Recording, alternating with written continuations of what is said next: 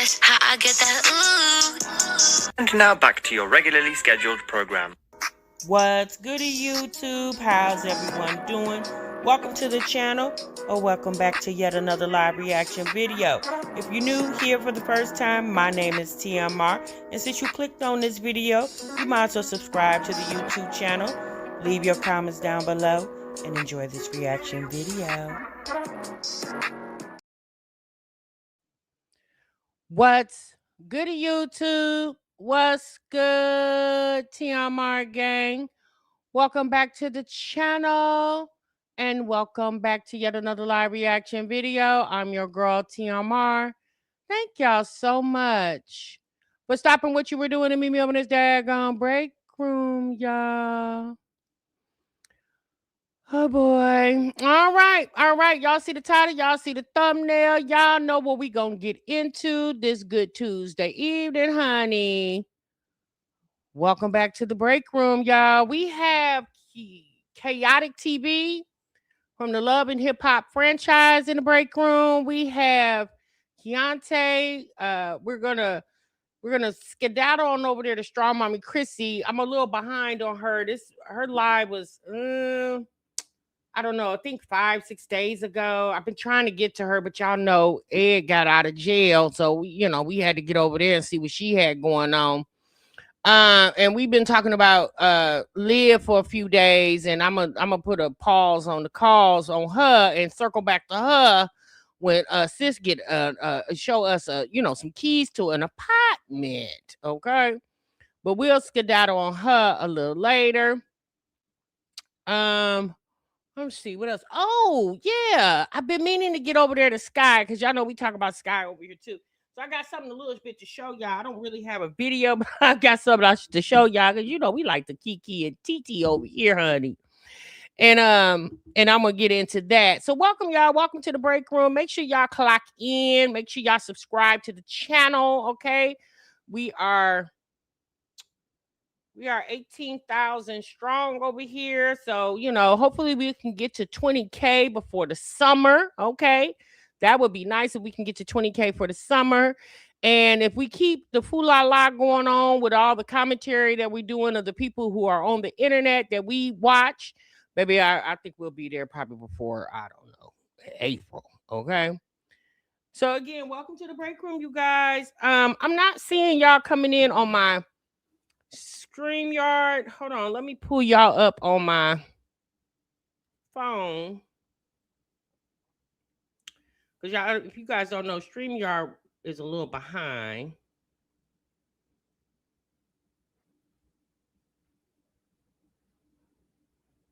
Give me a moment. Give me a moment. Okay, there y'all are. Okay, yeah, I see y'all. Yeah, you're not coming up on my StreamYard. I wonder why though. Hold on. Yeah, because I see you there, but I don't see you here. That's weird. Which makes it a little harder for me, but that's okay. Hey, Amar. 54 months, honey. Dang, Amar, thank you so much. Thank you so much for being a part of the break room. So, y'all, catch up 41 months. Hey, sis. Okay, I see y'all now. Hey, Miss B. Renee, Mama Twinses. Furry up in here. Furry, I think Furry was the first to leave a heart to let me know she was here. Y'all need to start doing that too, especially if you guys don't catch me in the live. If you don't catch me in the live, make sure in the replay you leave a heart. Let me know that you were here. I know a lot of you guys lately have been telling me how funny my reactions have been and how you guys are enjoying them, and I appreciate that. Hey, Latoya. Hey, Miss TLD. Thank you, Timar, because another night of Listen to Live, I was not going to be able to endure. Yeah, girl, we got to do her in spurts. You catching a live on your way home, little? Okay, thank you for letting me know you were here.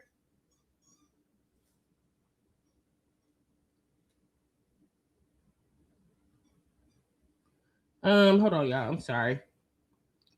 Let me see. Ketcha up in here. Welcome back, Ketcha. But you already been here, but sis, And y'all, we're going to be doing something new with the memberships. We've been having memberships for quite some time, and I want to do something new with the memberships. Just give me a few weeks. I'm working on that. Besides other things that I'm working on, I do want to do something special for the members at least once a week. So I'll give you guys updates on that here soon, real soon. But I definitely want to start doing something just specially dedicated to the people who take the time to join my membership. My membership is, I think, $1.99. It's not really expensive. And it just shows the support. So and a lot of you guys, like as we see here, have been members for 4 years or so, So I want to start doing some things like that. Nina, you at work? I won't be off until tomorrow morning. Hey, everyone. What's this, honey? Go on, get that money. Money. You hear me? Hey, Reddy. Hey, LaShonda. Hey, Toy Story. Nikki up in the building. Ari up in here. So, hey, everybody. All right. So, y'all, let's get into it. Hey, Braxton. I want to make sure I got Anisha, Jenny. I just want to make sure I speak to everybody, especially if you guys take the time to stop what you're doing and make it to the break room while we're live. I feel like you deserve to be acknowledged. Hey, CR. Not saying if you can't make it to the live, I definitely do understand. Okay, you said a pause on live is always welcome. I know that's right, Tamika. Hey, Tam. Hey, Janae. Lakeisha, K. Watts. Okay, I think I got everybody thus far. Hey, Buttons, Miss V. Yeah, I think I got everybody. Okay, so let me Giselle, it's cool. It's cool. It's all a part of the business, honey. It's all a part of the business. Lashada, okay. Felonies. I think that's what he said. Didn't he say felonies? He said he ain't no felonies. I said, oh, well, is you blackanese? Y'all know me, honey. I like to cackle and kiko, honey. This the internet, child. At the end of the day, we up here getting our coin and we going about our business. You hear me? At least I am. I don't know about anybody else. You said I'm just laughing. Oh, it's funny, yeah. Okay, y'all. So interesting conversation. I came across a video today, Chaotic TV. Some of you guys, if you were or are currently still are a part of the Love and Hip Hop watchers, y'all remember way back in the day, Stevie J, Jocelyn. What was Stevie J's other baby mama's name? Oh, goodness. Mimi. Was it Mimi Faults? I think it was Mimi and all of them. Y'all remember those old Love and Hip Hop Atlanta days? That's what I was really, really into, Love and Hip Hop. And then the next one that I enjoyed was Love and Hip Hop New York when Cardi B was on there. And the people that was on Love and Hip Hop New York, I enjoyed that. I was starting to Love and Hip Hop Hollywood was always weird to me. I think I watched like the first with Hazel E and Ray J and Princess Love. I was watching it a little bit then. Love and Hip Hop Hollywood was by far my least favorite. I liked Love and Hip Hop Miami a little bit. Not a whole lot, but I liked it a little bit better than I did Love and Hip Hop Hollywood. Love and Hip Hop Hollywood was like, yikes. Half the people I didn't even know. I mean, Ray J, I knew Ray J, but and what was it? Tiara. Y'all remember when Ray J and Tiara were dating? I forgot what's her name? Tiara something. But anyway, Chaotic did a video today because he has a channel as well. Y'all know a lot of these celebrities and reality TV stars have YouTubes. Okay, they have YouTubes, they have TikToks, they got Instagrams. Because that's a bag for them. Because let's be honest, I don't know about y'all, but when the last time any of y'all watched Love and Hip Hop? It's been probably about 6 years for me. I haven't watched Love and Hip Hop, any of the franchises, in forever. And I don't even think Love and Hip Hop Hollywood been stopped. I think Love and Hip Hop Miami was coming on. I don't know if it still is. Like I said, I haven't really tapped into them in a very, very long time. Love and Hip Hop Atlanta was the one. I feel like Love and Hip Hop Atlanta was first. Love and Hip Hop New York was second. For me, Miami was third, and then Hollywood was fourth for me. Okay, Queen. Hey, Queen. It's been years, Miss TLD. Yeah. And you know what? Here's the thing. So Chaotic was out, a part of the Love and Hip Hop franchise, and apparently he's not a part of the franchise anymore. I didn't watch it when Chaotic was on there because, like I said, he was been on there recently, and I haven't watched it in years. But he had some commentary, some little tea that he dropped in one of his vlogs, and I found it to be interesting. I haven't watched in years. It got too repetitive. Excuse me. It got too repetitive. Yeah. And you know what? Here's my thing with reality TV, right? When Love and Hip Hop was really popping, the Housewives franchise was really popping. Y'all, that was what, 10 years ago? Social media was a thing, but it wasn't nowhere near like it is now. And if you really think about it, why would you watch Love and Hip Hop Atlanta and what they consider their reality when you got so many people on the internet showing the actual reality? Because for the longest, me personally, a lot of that stuff was scripted. Some of it was real, but a big part of that was scripted. And so I just really feel like the whole reality TV thing is not really reality that people want to watch when you have so many people on social media living their lives, right? And then you have these same reality TV stars who come and got stuff going on in their personal life and will upload that to the internet too. So a lot of times it'd be far more interesting to watch what they got going on that they post on their own than it is to watch what they got on the Love Hip Hop franchises or any other reality TV franchise.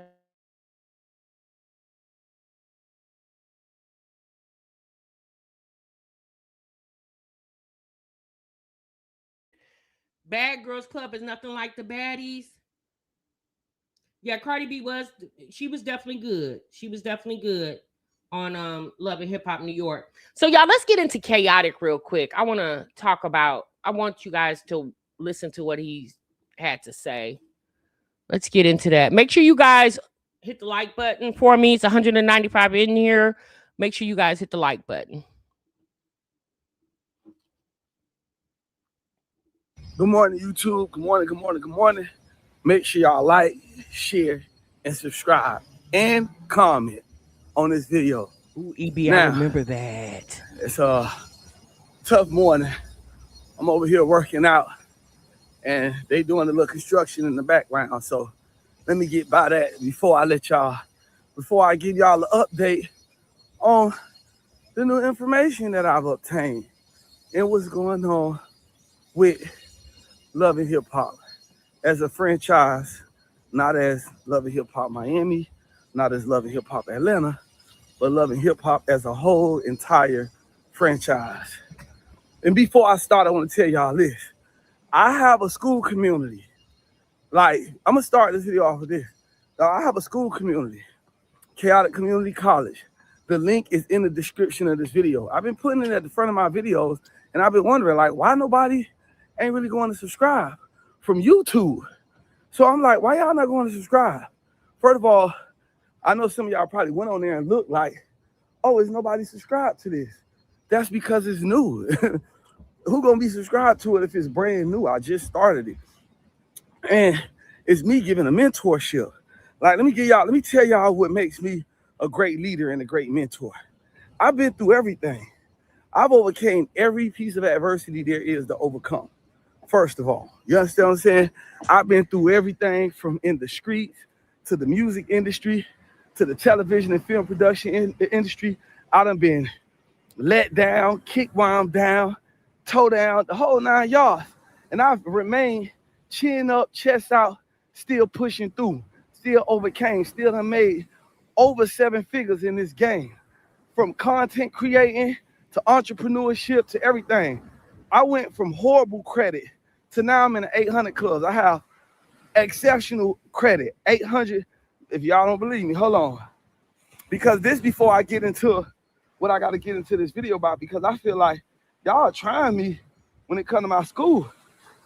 Hold on, now look, this is my app, my app to sign in for my credit. Look at this. Look at this. Boom. Exceptional credit. 800, 7 something. I'm over 800. I'm in 800 clubs. So Chaotic showing us his credit score. I mean, obviously that's a marketing technique to draw people to some school he has. And if you guys did not watch Gina Janine's Q&A from the other day, I think we're going to go over that too, maybe tomorrow, either Wednesday or Thursday. We're going to go over Gina Janine's Q&A. Gina Janine also mentioned at the end of that Q&A that she is in the 800 club of credit score. And when I heard Gina say that, I was like, okay, sis, congratulations. But then I was thinking to myself, okay, well, why are you telling us that? I can understand Chaotic saying it because he's marketing that, right? He has his business is marketing him having and showing you how to establish yourself to be in the 800 club. Gina said it just like, yeah, I got an 800 credit score. I don't know how long it's going to last, but I screenshot it to show that at least at one point I did. And I was just like, okay, Gina. But we know Gina likes to brag a lot. But let's get back into Chaotic. When I tell y'all, and then look at me also, I used to be on drugs, pills, weed, cigarettes, black and mild, everything. And I've overcame all that to being 100% sober. You know what I'm saying? Like fitness, look at me. Y'all seen my transition from me with the dreads. I used to be fat and bad body. Now I'm every single day working out, healthy as all ever, eating right. So I have a lot to teach. And I have a lot that I can mentor y'all with and help y'all grow. I got people that's a part of my network that has over 80 different streams of entrepreneurship that can teach you 80 different ways to become an entrepreneur and be successful. I'm already in 8 of those different ways successfully. So when I'm trying to teach y'all and tell y'all what's going on, ain't nobody trying to scam y'all or play at y'all. I'm trying to really put y'all on. So Chaotic Community College, the link is in this description. Y'all heard it. Now, one thing I will say about what he just said, now, am I promoting you to go, sign up for, I mean, y'all go do what you want to do. If you want to go be nosy and kind of see if it's something beneficial, you could probably learn. Okay. But when he talked about having the different streams of income, he said he's affiliated with people who have 80 streams of entrepreneurial income, right? And he said he has 8 currently, so he's working his way to that. Right now he has 8. I'm gonna be honest with y'all, that's tea. That's something to really think about, because the way the economy is going and the way jobs are laying off and all that's going on, you definitely have to have a plan. It used to be you need to have the plan A and plan B, right? Y'all remember back in the day, they said if you got a plan A, you need to always have a plan B. But now, y'all, you need a plan A through F. Okay, you need a plan A, B, C, D, E, F, G. You know what I'm saying? Like, you need all those, because you never know what might dry up, and you can bounce, especially to all you moms, especially you moms who still have minor children at home, right? Working a job is great, right? It gives you some sense of stability. It gives you benefits if you have the type of job that gives you, where you're working benefits and things of that nature.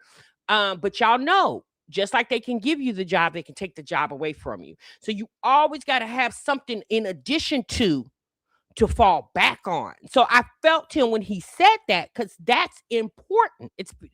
That's just important across the board. Click the link in my description and go join, subscribe. It is only $20. $20 to subscribe, bro. 20. It don't cost much. It only costs $20. Congratulations. And you can be a part of my community. Now, that's out the way. For $20. Y'all make sure y'all go subscribe. Now that I got that out the way, let's get into the real of this video. Y'all, Love and Hip Hop, allegedly, let me put allegedly on that now. Allegedly, Love and Hip Hop is being canceled. Love and Hip Hop Miami, Love and Hip Hop Atlanta all of the hip hops is allegedly being canceled and it's over and done with. I heard from a source, a very credible, not even a source, a few sources, a few very credible sources. Let me sit my camera right here. I heard from a few very reliable sources that Love and Hip Hop Atlanta and Miami is being canceled due to rating issues. Allegedly. Now I gotta keep saying allegedly. Now, I went into his comments of this video to see what people were saying in response to that.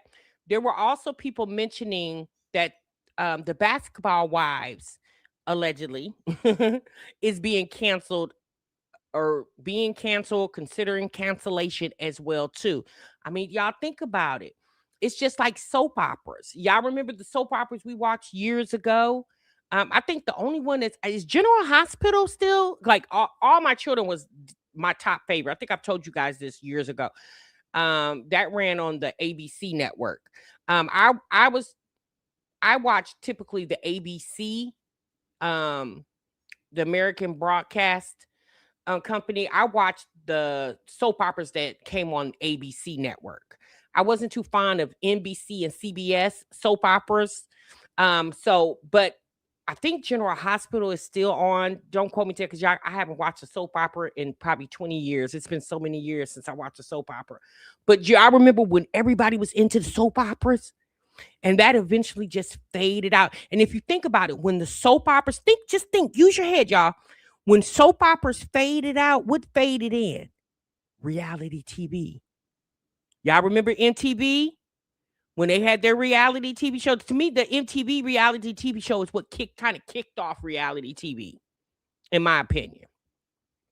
And now, so if you think about it now, reality TV, like all these reality TV shows, the Housewives franchise, Love and Hip Hop franchise, Married to Medicine, Basketball Wives, and a host of others. Not saying they're all leaving, but when you got all these other networks coming, like Zeus Network and all these other networks coming about, and then social media.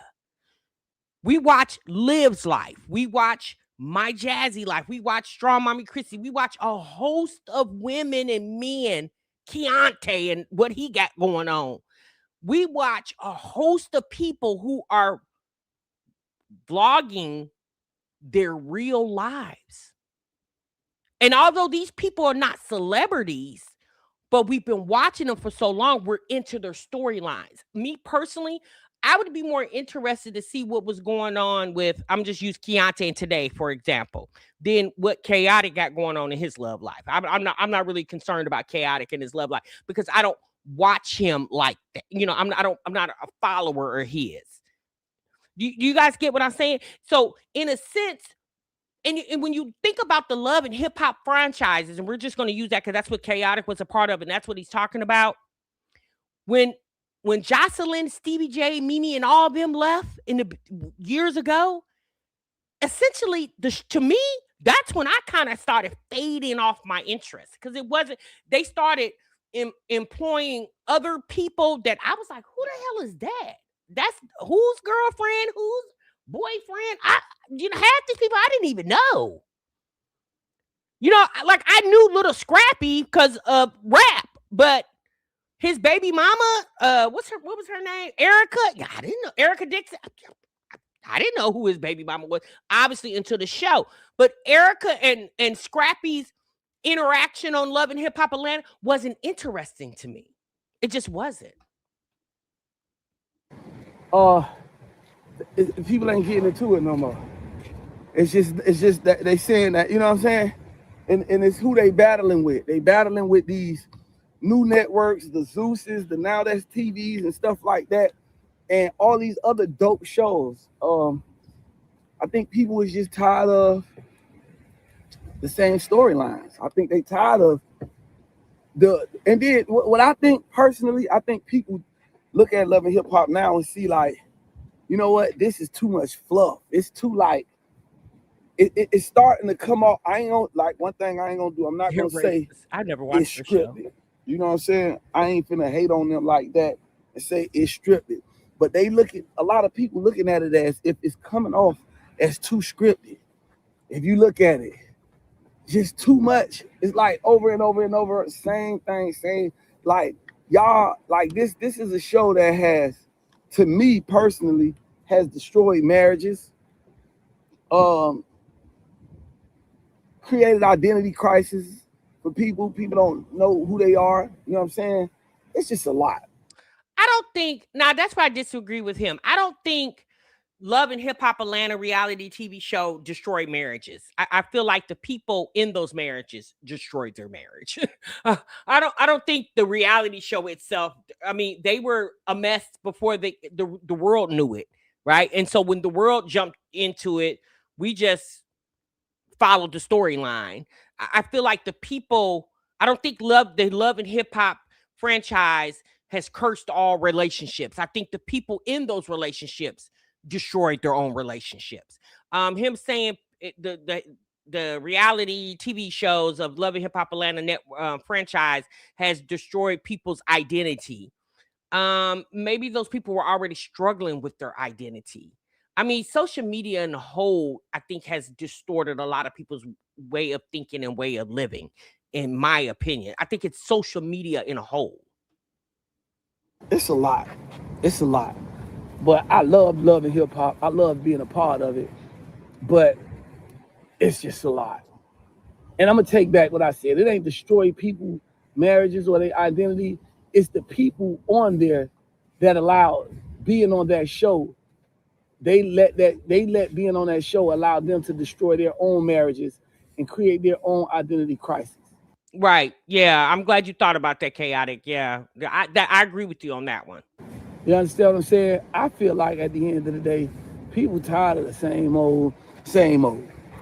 They rotate people out before they can. They'll rotate you out after one season. As soon as the people like you, they get rid of you. That's true. You understand what I'm saying? But they only keep they people from day one. When it comes to their day one people, they'll keep them.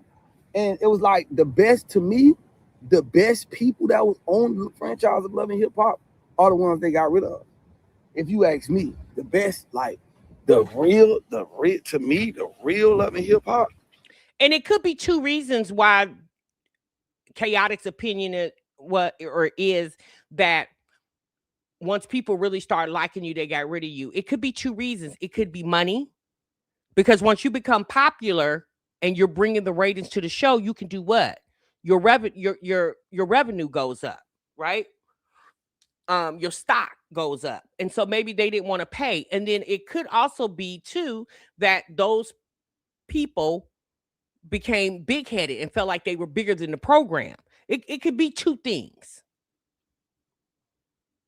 The best, my bet, when I felt like Love and Hip Hop was over with once you got rid of Stevie J, Mimi, and Jocelyn.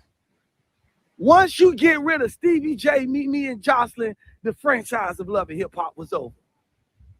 I agree with them. I agree. Somebody in the chat mentioned Kirk and Rashida. Baby, I never understood the Kirk and Rashida segments. I never understood that. Their interaction on Love and Hip Hop Atlanta was so weird to me. It never made sense. I was like, why are y'all here? Like Kirk and Rashida was so boring to me. Now, I ain't gonna lie. That Stevie J, Mimi, Jocelyn, baby, that's when Love and Hip Hop was Love and Hip Hop. Because to me, and y'all go in the comments and y'all tell me that, I feel like Stevie J, Mimi, and Jocelyn was the best. That they could have had their own. They could have had their own Love and Hip Hop. Stevie J, Mimi, and Jocelyn could have had their own Love and Hip Hop. But I just feel like Love and Hip Hop done made so many changes and just done. I don't know. It's just something y'all tell me. You know, I want y'all to tell me in the comments, what do y'all think canceled Love and Hip Hop? What do y'all think it is? You know what I think, Chaotic, that canceled Love and Hip Hop? Bringing all those no-name people on there that didn't nobody know anything about. these wannabe rappers and and I'm talking about male and female. Child, didn't nobody know nothing about them people, and it just wasn't interesting. Like people knew of them because of their social media presence, but I was just like, who the hell? I can't even. Let me think of one real quick. I can't even think. Like I said, it's been so long since I watched it. I can't even think of some of the people. It just did not become interesting. Okay, for example, Love and Hip Hop Miami, Trina and Trick Daddy. And remember when Trick Daddy, because Trick Daddy was married to Trina's cousin. No, don't get me wrong. Trick, I like Trick back in the day. Now you know that. All right, I like Trick back in the day, but Trick wasn't interesting to me. I was like, and when he first came out, I think that's when he was first starting, or he was getting that restaurant going on. His ex-wife, Trina's cousin, like none of that was interesting to me. Now Bobby Light was funny. Trina's cousin, Bobby Light, he was funny to me. But even with him, like I was like, who the hell is Bobby Light? Oh, that's Trina's cousin. Oh, Trina got a cousin. You know what I'm saying? Like these people, I was like, who are these people? I would say taking me off the show. I think once they took me off the show, it was over with. Once you got rid of Big K-Dog, it's over with. But yeah, y'all, it is over with for Love and Hip Hop. And I just pray for everybody that is on the show, because I ain't gonna lie, coming from off of a show where you was on national TV every week to not being on TV no more is definitely a hit. Because I took a hit. I felt it. You know what I'm saying? And sometimes still to this day, I be missing it. Like, dang, I miss like being in front of that camera recording that Love and Hip Hop, because it was fun. But not only that, it was a good source of revenue. I just pray that everybody else who finna come, who like everybody else, can keep their chin up the way I am and figure out something else and keep pushing. As far as like entrepreneurship and all that, we gonna do that. People gonna get their money. Entrepreneurs that's on the show, people like myself and others that know how to get money, we gonna always get money and always stay rich and wealthy. But those that don't know how to get no money, I feel sorry for them. Those that don't know how to entertain and pick up these cameras and create content, I feel sorry for them. The Lil Scrappy, I feel sorry for him. I feel sorry for Lil Scrappy. Now, y'all say Lil Scrappy and Khatoic beefing. I thought I heard that. Was that last year or year before last? I thought I did heard didn't they get to fighting on Love and Hip Hop? I thought I seen that I seen that somewhere on social media that they got into an altercation or something like that. But you know, he's right. For the ones, like, let's use Lil Scrappy for example, since he just brought him up.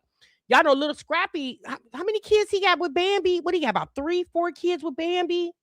And then he had a baby with somebody else. And then he got his oldest daughter by Erica. So what, Scrappy got about 5 kids? You know, Love and Hip Hop is definitely a source of income for him. I don't think Scrappy rapping like that. Now, who's going to buy a ticket to see Little Scrappy in concert? Yeah, not too many people. Okay. So, but what, to me personally, if the Love and Hip Hop franchise definitely gets canceled, you're going to find the ones who are not vlogging, they're going to become content creators. Like, that's the thing right now, y'all. Everybody's either content creation or podcasting. It's one of the two. Because guess what, y'all? Lil Scrappy ain't got that dog in him. That's true. Lil Scrappy don't know how to create no God, but you know what? God liable to bless Lil Scrappy with something else. You know what I'm saying?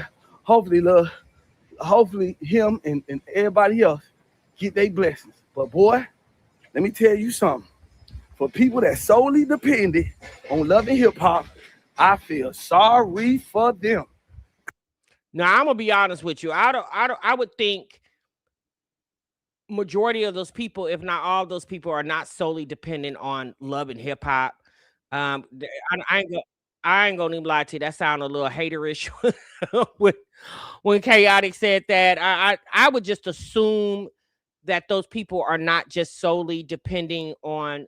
Again, I don't know. Obviously, I don't know, but if it is going to be canceled, oh well. You said they'll be on TikTok. Well, they said they're not making any money on TikTok, sis. Okay, they might have to go somewhere else. You said True Young Jock was door dashing at one time. The Kendra stuff is dead.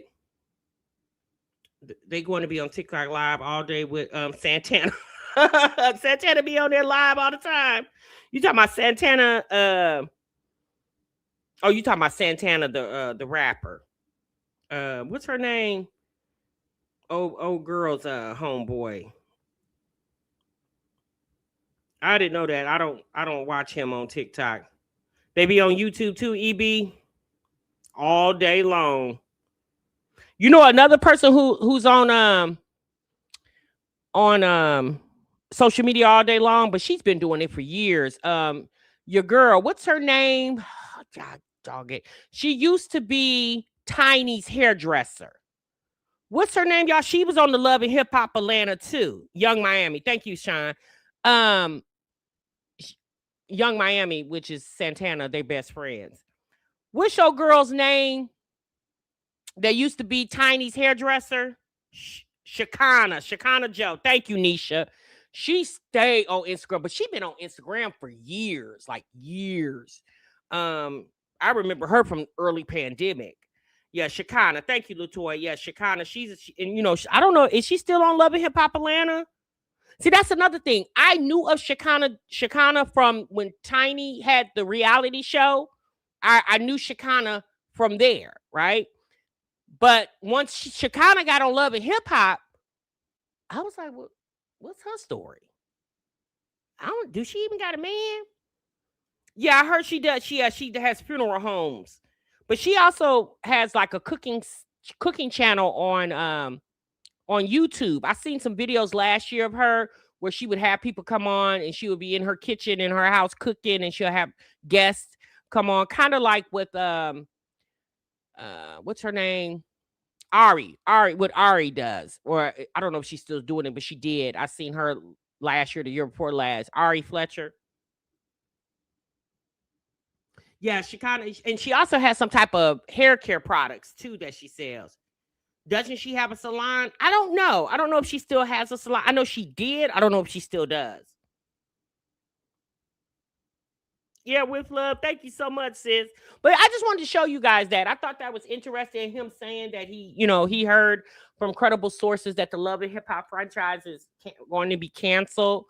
I'm not surprised, y'all, because like I said, the ratings probably are really low because a lot of people don't watch cable, right? Who's like a lot of people don't watch cable, and most people, if you're not watching cable, you could catch a lot of those clips right on social media. So why pay for a cable bill to watch Love and Hip Hop once a week when you could just wait to the later on that day or the next day and catch the clips on social media that people put up, especially the ones that are viral, right? The clips that go viral from the Love and Hip Hop franchise. Who's paying for cable to watch? I don't know. Any of those people on Love and Hip Hop. All right, y'all. Let's move on. All right, so now let's get into Keyontae, y'all. Oh, before we get into Keyontae, hold on. Before we get into Keyontae, let me get into something else I wanted to show y'all. So earlier today, y'all, I went over to Sky's channel because, every now and then I'll go check on sis to see what she got going on. And I noticed she had put up 2 videos, okay? So these are thumbnails from Sky's channel. So this was a video she put up a day ago where she says, come shop with me at Walmart. I literally did not watch this video. I don't know what she bought in Walmart, what she did. But then she turned around and today put up this video, day in the life as a mom of 7. And so I was like, sis, who this? Who that, sis? Because is this the AIU? Because this you right here, Sky. Who the hell is this? I said, wait a minute, Sky. I thought you said you don't care nothing about looking neat, proper. Y'all remember when we reacted to the one of those videos she did a couple weeks ago where she said she don't care nothing about doing her hair and And she, you know, if she look like she stank, that's her business. She take baths. I said, well, then, sis, if that's the case, then what's this? Because clearly that ain't your damn house. That house look like it's clean on the inside. Okay? And this right here, oh, baby, that ain't your hair because you ain't never had no hair like that there. And your titties don't sit up like that. Boss planner, what you planning, sis? Not boss mom. I said, Sky, if you don't stick to the script and keep these real thumbnails up, because this right here is really you. This right here, sis, let the AI go. Don't even do it, sis. It's not gonna work. I just wanted to show y'all that because I thought that was hilarious. I was like, who this woman? Who the hell is that? Okay. We said, I'm so sick of AI, baby. AI has taken over, honey. I was like, Sky, who is that? Who that woman? I said, Sky. Girl, are you okay? Not miss, I don't care about how I look. Well, clearly you do. Clearly you fantasizing something, because what's this about?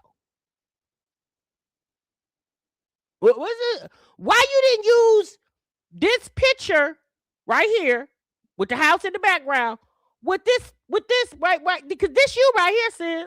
That's you. I said, oh, okay. All right, y'all, let's get into it. So Keyontae went live today, y'all, and he took the live down, but he put up a video. And Keyontae says direct shots at all, y'all. I said, all of who? I said, baby, I'm so sick of this man. Aren't you supposed to be shooting at Tanae? Why you keep shooting shots at us? I mean, at this point, the gun ain't it ain't out of bullets yet. So on the live stream, y'all, he was obviously talking about what we talked about yesterday, where he found out that Tanae's baby daddy is a felonies. He's a felonies, and Keyontae said he is not a felony. He don't have felony. Well, he's not a felonies. That's what he said. Okay, hilarious. All right. So I'm going to show y'all a couple things. We're going to get into this video, and then we're going to move on to the next. Okay, let's get into it. Man, oh man. When I say I never knew what I knew now, I never knew this, OD gang. I never knew this girl was really like moving around like that. Before we jump into this video, y'all, I just want to let y'all know that y'all know your boy, man. I love me some chicken wings, bro. Cannot go wrong with some chicken wings. So right now, as you guys can see, so in his live, he was eating these chicken wings, and I guess he decided to, after his live stream, he took the live down, but I guess after his live stream, he decided to, put up a video. Well, in the live, y'all, there was some things mentioned in his live. Like I said, I wasn't able to listen to the whole live. I listened to parts of it. So in this particular shot, somebody said something about he broke, he ain't got no money, or he showed some money. I think I missed that part, because when I came back, this is what he was looking like. So he had on a headband, and he took all this money and stuck it on the headband, right? So apparently in the live, it was mentioned that, I don't know if he mentioned it or somebody in his chat said it, but somebody in his chat said she got another man already, with the oh my goodness emoji.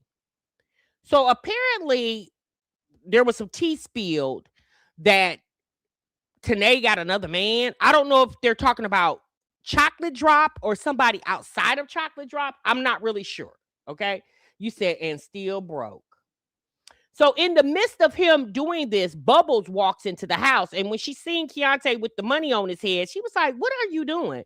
And so he did some type of word word questionnaire. I guess he was gonna call himself giving people money. I had to leave you guys because I couldn't stay for the live like that. So I had clocked out, basically. I clocked out the live.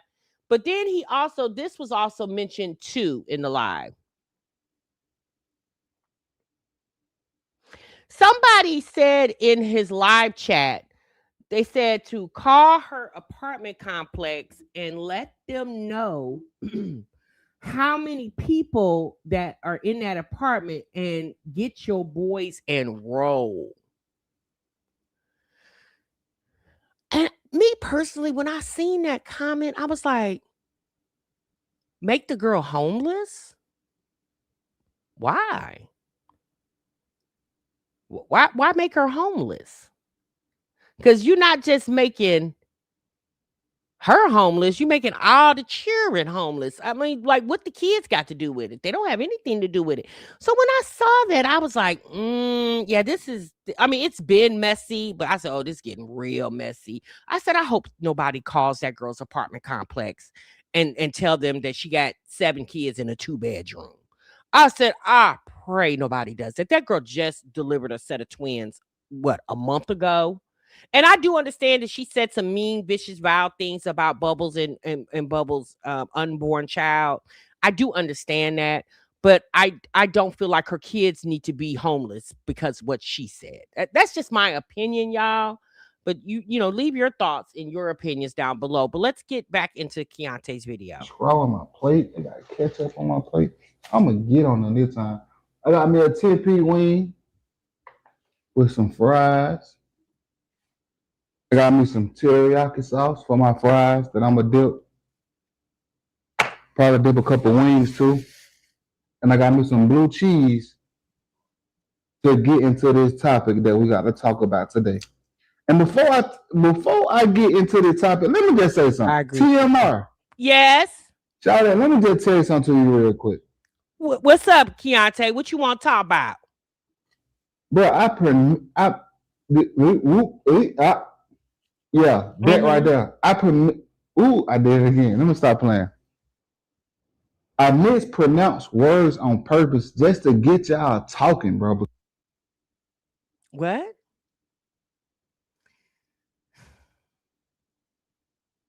You mispronounce words on purpose to get us talking? Well, you do a damn good job because we sure talking and you sure mispronouncing. Because y'all love to critique somebody and try to talk down on them. But TMR, you know me. I will speak up. I ain't like none of them other reactors. Not reactors. But I mean, you might as well say reactor because that's essentially what you're doing right now.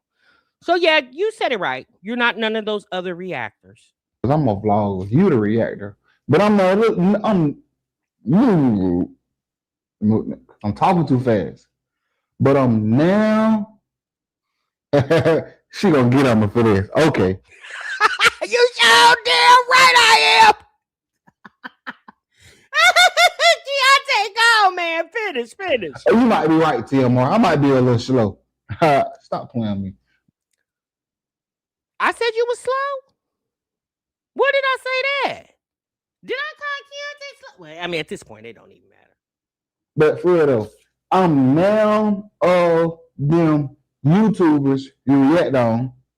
But guess what though? You're right, Keyontae. You are actually not none of those YouTubers that I react on because I react on the women's. Okay? Very rarely do we react on the man's. And essentially, the reason why we react on you is because we were reacting on Tanae, actually, and then you just kind of inserted yourself. But you're right, Keyontae. You're right. You are not like the ones we react on because we typically react on the women's over here. It's called the mommy community. That's why Tanae is over here because she's a mommy. You're a daddy. I ain't even tripping. Keep reacting to me. Big shout out to TMR. Big shout out to Planet Mimi and Just Music. Oh, and Pineapples. Stop using that AI on me, girl. Because you blocked me on your live the other day because you know I was finna start popping it on you. And what? Keyontae, will you leave these people alone? No, Keyontae, Like, real talk, sir. We are doing our job. In nowhere are we stopping you from doing your job. But Keyontae, you have to be honest with yourself. We understand what you're doing and the reason why you're doing it. But from our perspective, it's a little weird. Okay? Now, I want y'all to pay attention to something real quick. Listen to this. And you want to start talking trash, but you block me and then start talking trash about me? Girl, bye. Now we got that out the way, OD gang. What did we get out the way? What did we get out the way? Because I just want to know why you keep creeping around at these people's establishments. Now, obviously, we creeping around your establishment because you the content. We are not your content, Keyontae. Isn't Tanae your content? Like, I'm just confused, sir. I'm so serious, y'all. What, sir? Obviously, your life that you put on the internet, right, is for consumption. If you did not want anybody talking on it, speaking on it, commenting on it, it's you feeling like everybody needs to be your personal cheerleader. And let's be honest, when I feel like Keyontae is right, I will tell y'all that. We go all the way back. Let's go all the way back when Tanae was pregnant with Keelan. And she got Keyontae put out of the apartment. Y'all know we was furious over here in the break room because we was like, girl, that man let you and them kids come live there. He don't got to do that. But he let you and them kids come live there, and then you got that man put out his apartment because he wanted a little butt that you been giving up. So, we was kind of like, yeah, no, that's you dead ass wrong. Had that man homeless like that. But, but then when Keyontae is in the wrong, we gonna check that too. Like, the reality is everybody's not gonna be your personal cheerleader. This thing over there. This thing. Charlie, why you worrying about me? Why you trying to be malicious towards me? Where your other baby daddies at? Cause do what everybody want to hear right here. Do what everybody want to know right here. If you so-called want to take a child abandonment one out on me, why you ain't doing that shit for your other two baby dad that are nutted than you and left you by yourself? Why you want to keep playing with me? Huh? Not nutted in you and left you by yourself.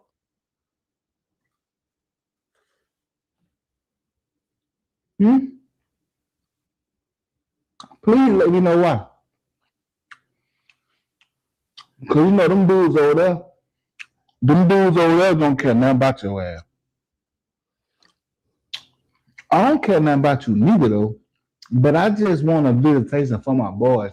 Like all of this that I'm doing. I'm gonna be honest with you. His hatred towards Tanae would make sense to me had he not, in between getting her pregnant with Keelan up until now, today's current date. Keyontae, listen real clear. I didn't say you slept with Tanae yesterday. Okay, I said in between from the time Keelan was conceived to, let's just say, I don't know, 2025, maybe. Had you not put your hands on that woman no more other than when you conceived Keelan, this hatred to me would make, I understand that you want to see your boys and you feel like she's keeping you from seeing your boys. Like, I get that part. I understand that. But the name calling, and again, I'm not saying that he should not call her names. Like, it's his mouth. He can do what he want to do, right?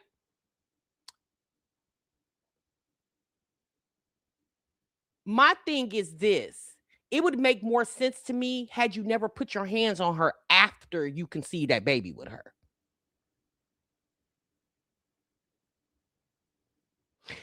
And we know even once Keelan was born, Tanae did, there's videos today. She might have taken them down, but him, her, the babies, the kids, all in the bed together.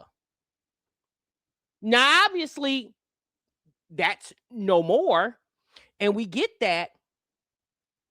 But this is why, and let me be honest with y'all, this is why when you get into a situation, a relationship with a man, and you come into the relationship with an already ready-made family, my personal opinion is kind of tread lightly on how the man treats those kids, like how you let the kids respond to this man, because those triplet girls call him daddy. They call him daddy. Now, do they still currently call him daddy? I don't know.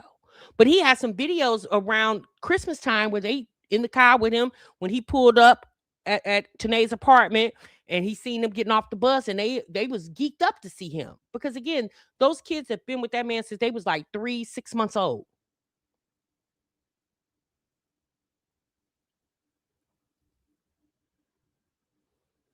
So it's obvious if you don't F with the mama, then more than likely you're not going to F with them, those triplet little girls. And see, that's why Tanae should have kept the degree of separation as in, this is my boyfriend.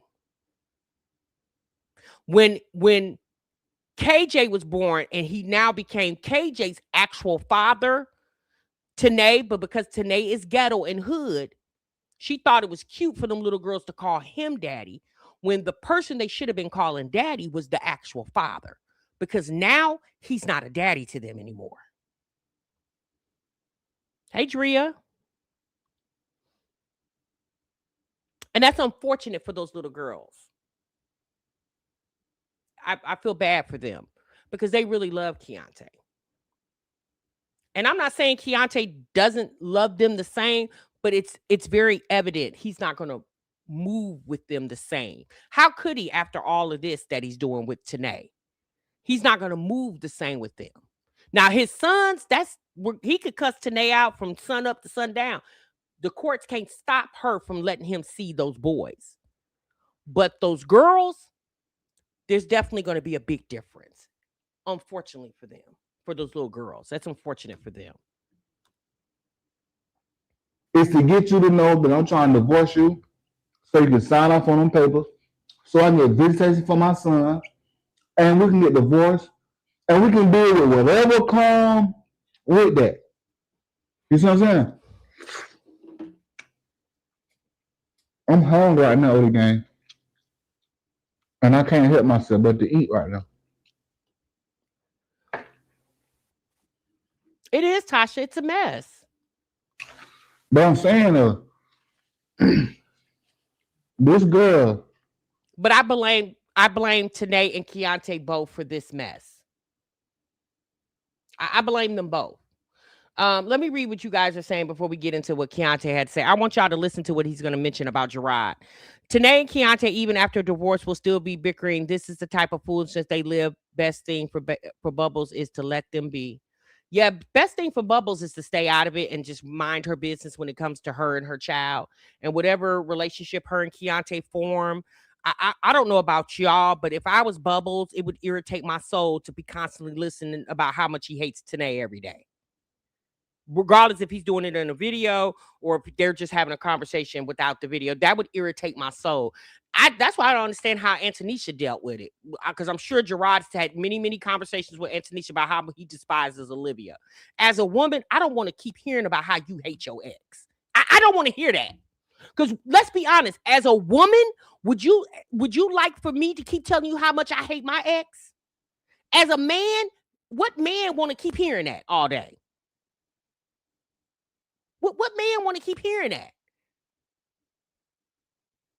Like, okay, let's get some things off your chest. Let's talk about your feelings.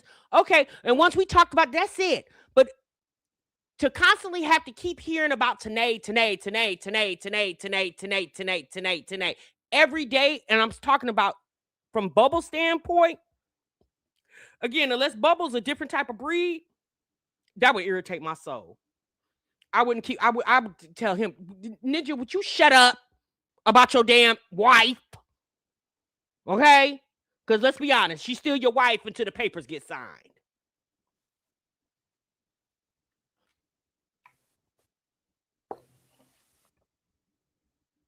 Has lost her entire mind. Exactly, Queen Nicole.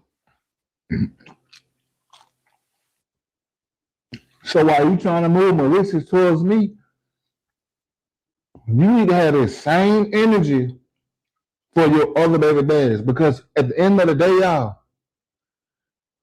what I done for her and the kid is way more than any man ever did for her. Yeah, but Keyontae, didn't you do it with good intentions? What you did for her and the kids is because at one point you loved her and you loved those kids, right?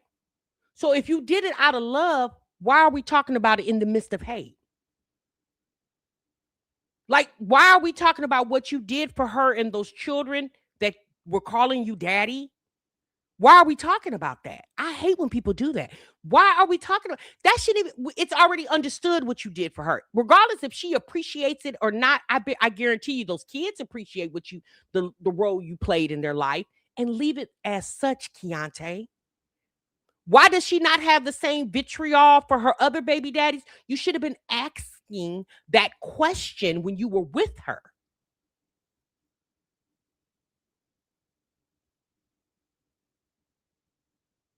You should have been asking her that then. Like, why are you making me solely responsible for these children and the daddies don't, or at the time, the triplets dad doesn't have to be responsible? Like, I mean, did you ever ask her? You know, I can't say, please don't answer because,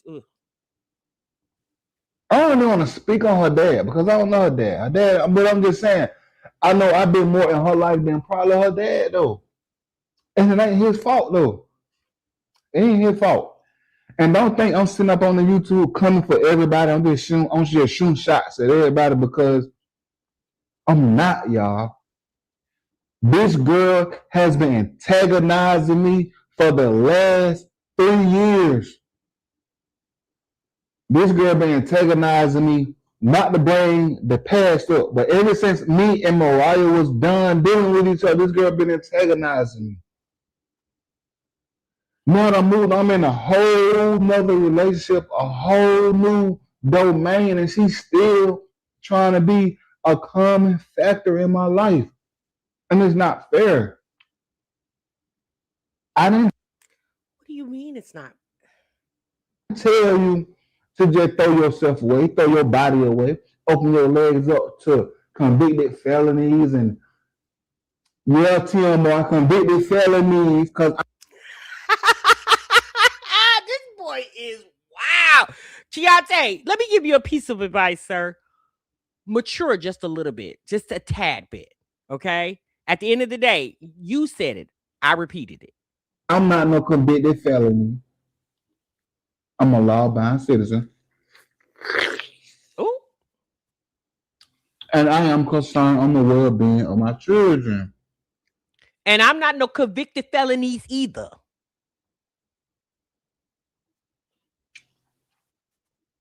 Now, mind you now, Tia Moore talking about move like Gerard and do what Gerard did. I'm not Gerard.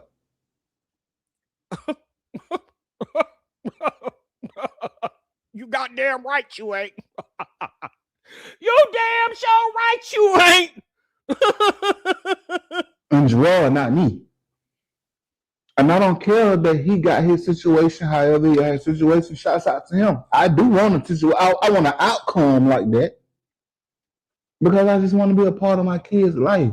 And ain't nothing wrong with Gerard doing what he's supposed to do for his kid. He's supposed to do that. But me and him are not the same. And this is how that part in the live when I said yesterday, like, first and foremost, Keyontae, if you're going to battle what I'm saying, listen to the whole context of what I'm saying. In no way did I say that you were just like Gerard or you need to be just like Gerard. I was giving the example of how Gerard was able to swoop in and get custody of his kids because he found out the way Olivia was moving was haphazard to the custody and care of his children. See, this what's happened when you're ignorant and you don't listen. See, this what happens when you talk and you talk to hear yourself. You don't listen to understand. If you will learn to listen to understand instead of talk to hear yourself talk, you probably would have a better outcome in this situation that you currently are having. But guess what, sir? You being the way you are is on you, baby, and it don't have nothing to do with my life. I do reaction videos, sir. Carry on. And quite frankly, man, these folks want $95 for a consultation call to talk with a lawyer. These folks want $5,000 retainer fee. Man, I ain't got that money to just throw away like that. Wait, what? You ain't got that money to throw away? Didn't you say you want to be a part of your boy's life? So if she's not moving at the pace that you need her to move, or the results are not happening the way you need them to result, what better way than to, and let's be honest, every attorney in the city of Atlanta is not charging $5,000 for a family case court. At the end of the day, y'all, his money is his money. That's his business. I'm just suggesting. But the fact that you feel like it's money thrown away, isn't being a part of your children's life worth the money? See, Keyontae don't want to spend no money. And that's fine. You don't got to spend the money. But just understand, money talks, BS walks. Every day, all day. You see what I'm saying? So don't try to tell me to be like another nigga. That nigga ain't me, bro. Even though I might like his outcome, but my name not Gerard. Okay. Duh, your name Keyontae. The big K, not the little K. Okay, because the KJ is the little K, you the big K. Duh, your name not Gerard. So right, basically what you saying, I ain't got Gerard money. That's what I'm hearing. You didn't say that, but that's what I'm hearing. It's like, Keyontae, hush. If you don't feel like spending money for attorneys is worth it, and you feel like these constant YouTube videos is applying pressure, only thing these YouTube videos are doing is cutting a check. And if that's all you're concerned with, to each his own, sir. Like, I don't know. That was the most ignorant thing. Well, let me say this. That was one of the most ignorant things I've heard him say. In no way was I telling you to go get you a Gerard lookalike costume. What I was saying to you, Keyontae, but you so ignorant you can't even hear. Maybe you are slow. What I was saying to you, sir, is look what Gerard did and the results he obtained from the way he handled himself. He was he was just as passionate as you were, if not more, about getting custody of his kids. And he did that. Now, the difference between you and Gerard is he had a woman on his side that was willing to be the mother to those children, the stand-in mom for those kids. Bubbles already said that your other children are that's my boyfriend's kids. She said she not playing mama, okay, to nobody, but to the child she just birthed. And she not playing mama, she real mama. Now that's the difference between you and Gerard. And Tanisha wanted all of that. She been enduring it for about 5 years. Yeah, Bubbles ain't trying to do it. And I ain't mad at Bubbles. She don't have to. If it's not beneficial to her, she definitely does not have to. But that's what I was saying, Keyontae. And poor thing, he didn't even hear nothing I said.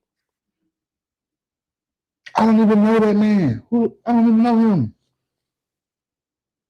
You don't have to know Gerard. You don't even know the story, Keyontae. So that's why you shouldn't really. Maybe you know a little bit of the story. Maybe one of your commenters came in your DMs or your email and say, this what TMR was talking about. You know, maybe. But again, we've been following that story for years, and your situation seems very similar to what Gerard was dealing with. And I was just suggesting maybe you should kind of model what he did, because he got the results that you just said you like the results he got, because ultimately he got custody of his kids.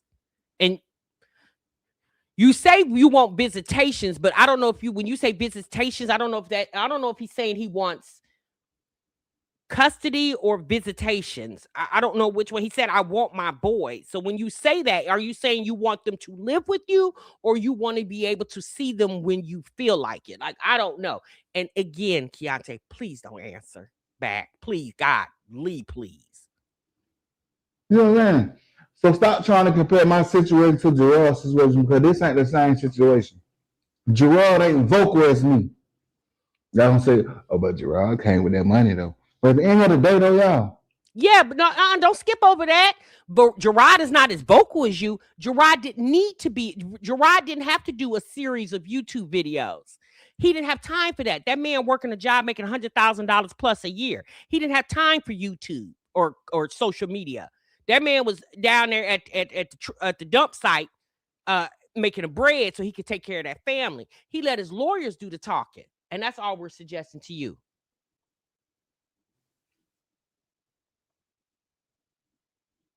I'm a great father though. At the end of the day, I'm still a good father, man. There's no reason why this girl should be dragging me through this situation like she's dragging me. You know what I'm saying? Yeah, man. And that's why Gerard gets the respect that he gets on this YouTube streets, because he didn't get up here and make a spectacle of the situation. Gerard, quote unquote, moved in silence. And when I say silence, meaning silence of the internet. He didn't announce all his steps. Let's be honest. And in that situation, Keyontae and Gerard are very different because Gerard doesn't blog for a living. Keyontae does. So that's the difference. And I noticed, I guess the house is the new content. Is this the content house? Because lately all his videos has been at this island in the kitchen. So I guess this is the new content. This is where he's doing all his content. Oh yeah, and Keyontae, a word to the wise. The people said move that mic down because your voice sounds real. I know you're trying to make better content, and the mic can be a good idea, but it sounds very muffled at times, or it sounds like you're too close to the mic. You might want to move it down. A lot of people, when they're talking when they have those type of mics that you have, they actually hold it, and they hold it a little ways from their mouth, so it doesn't sound like the mic is literally in their jaws. Her baby daddies ain't never tried to be a part of the kid's life. I always been a part of the kid's life. I always had the best interest of the kids, y'all. I always been that father that they looked up to and they love, and they can wait to come home to. Ever since I left that situation, y'all, she just fell down. But now she want to be malicious towards me. But what about your other baby dad? Where your other baby dad is at? I tell you what, I'm gonna tell y'all where her other baby dad is at, and the real reasoning behind them boys being absent. And there's no excuse for them boys. But at this point, OD gang, I can't even blame them. So with that being said, y'all, make sure y'all go ahead and subscribe to the channel. So I guess he is going to make a series. I guess we're going to be doing the Where Are Tanae's Baby Daddies Now series. I guess he's doing a series of because as you see, there's definitely going to be a part 2 of the real reason why Tanae's baby daddies are not around. And let's be honest, y'all, Keyontae definitely would know that reason because he's been there from the beginning. So when he said other baby daddies are not around, apparently we know the newest set of children, the twins, dad is in halfway house, okay? And so the other baby daddy that I'm assuming he's talking about, because the triplets has one daddy, is the other father that he's talking about. So I guess that's what he's going to be discussing. Now, Tanae, obviously, y'all, has not responded to any of this. I did check her Facebook. I did check her YouTube. She hasn't put up a YouTube video in about 3 weeks. Tanae apparently is busy because she had hernia surgery after she birthed the twins. And from what we know, from what Keyontae said, and we also saw photos when she showed the children on YouTube, one of the kids has tubes in her nose, and one of the twin boys had to stay in ICU. So we know Tanae is really, really busy. She probably doesn't have a lot of time to vlog because between going back and forth to the hospital. Again, I don't know if the baby is still currently in the hospital or not, but being a mother of newborn twins, being a mother of 5 other children, I'm pretty sure that lady is plenty busy. And so she doesn't have time for videos, I guess. But yeah, I wanted to just share that with you guys. Keyontae mentioned all the reactors that talk about him. And here's the thing with that, y'all. A lot of people have said to me in my comments, they was like, girl, the only way I knew about this man because I was already watching you because I watched the other women that you talk about. And then when you started talking about him, I was like, okay, let me go see what this clown got going on. Okay. Somebody called him Clown T. Girl, a mess. Keyontae said, I'm gonna get that coin by hook or crook. Okay. He said, I don't give a damn. The item that you are asking for props for being a good parent, props for being a good parent. Yeah. Yeah, racist, that's the thing. But he wants to let us know that he's a good parent. And okay, Keontae, great. That's great. And continue to keep being a good parent to all your children at the end of the day. All right, y'all. Let's move on. Let's move on, honey. Let's move on. Tanae says she controls the traffic to his channel. She alleges that Bubbles and the baby aren't generating the revenue over there. Oh, really? Okay. Well, let's be honest, Tanae is controlling the traffic to his channel. That we do know. Okay, that we do know. So let's get in real quick, y'all, to Strong Mommy Chrissy. All right. We haven't talked about Strong Mommy Chrissy in a minute. The last time we were over at Strong Mommy Chrissy's channel, she was telling us about her moving out of this house. Okay. And apparently in this video, she mentions that she's currently moving. But Chrissy is having some she called this live, I'm tired of being manipulated. So if you guys do or do not know, Strong Mommy Chrissy is a mother of 9 children. She birthed 9 children into the world, and 8 of them live with her. She has a son named Cash who does not live with her and lives with the father. Cash lives with his dad in Colorado. And if you've been following the Strong Mommy Chrissy storyline, you know Chrissy, when I started watching Chrissy, she was in Colorado. And she was married to a guy named DeMarcus. And she ended up about 2018 or so moving to Las Vegas. And at that time, when she made that move pretty abruptly, the father of Cash did a Gerard. Well, not necessarily, well, yeah, in a sense, did do a Gerard. He ended up taking Chrissy to court, okay, and got custody of the little boy when he was about 4 years old. And so we know from watching Chrissy left Vegas, not willingly, but she left Vegas and then moved to Texas, right? We know that. She moved to Texas. And when she moved to Texas, she moved to Houston, Texas. And she was in Houston for just a little bit, maybe less than a year. And then she abruptly moved to Austin, Texas, right? And she was in Austin for probably less than maybe a year or so, okay?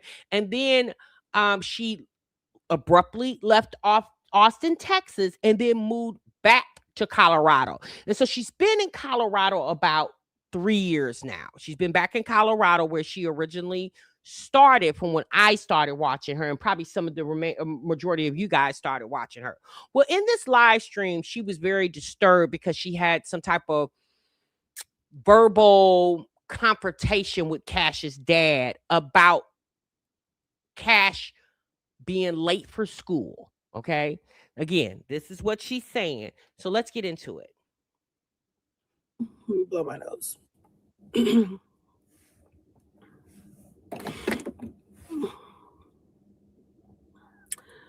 All right. So anyway, I just have to vent real quick. So listen.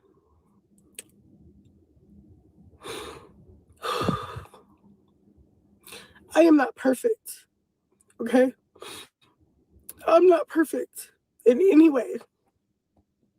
I'm not going to get on here ever and try to tell you guys that I'm a perfect mom, perfect anything. I'm not. Okay? I've made a lot of mistakes in my life. But one thing I can say is that I am a good mother, right? I'm a good mom. Perfect? Never been a perfect mom. I probably will never see the day that I am a perfect mother because perfection doesn't even exist. But I'm a damn good mom. I don't understand why she keeps emphasizing that she's not a perfect mom. I mean, I think some of us who've been watching Chrissy for a while can kind of figure out why she's emphasizing that. I don't think anybody expects for her to be perfect. No one's perfect, but I don't understand why she keeps emphasizing that and then and then ends off with, "But I'm a good mom." For those of you who know my situation with my son, Cash, you know that, damn, I just blew my nose and now it's back stuffy, but so sorry.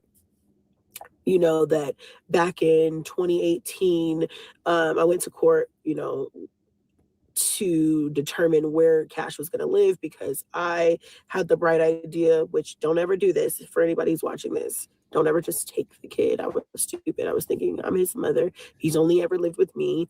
I filed a petition with the court. And I was thinking I was crossing my I's and dotting my T's, but I was very, very wrong. Right? So I took Cash with me. His dad filed a petition with the court. And then I basically got fucked. Now, this is the part I never really understood. Now, we know what happened with Olivia, right? We know a lot of the reasons why Gerard was able to get custody of the kids because we watched Olivia downward spiral on social media. We also know that Olivia was supposed to take drug screens and didn't comply with those. And so there was a host of other reasons, kids missing school. And there was a host of other reasons back in that time that Olivia, that piled on top of Olivia that was obviously not in her favor. I never understood why Chrissy lost custody of Cash. I never understood. Now, she states because she moved Cash to Vegas without consent from the father. But wasn't she the custodial parent at that time of Cash?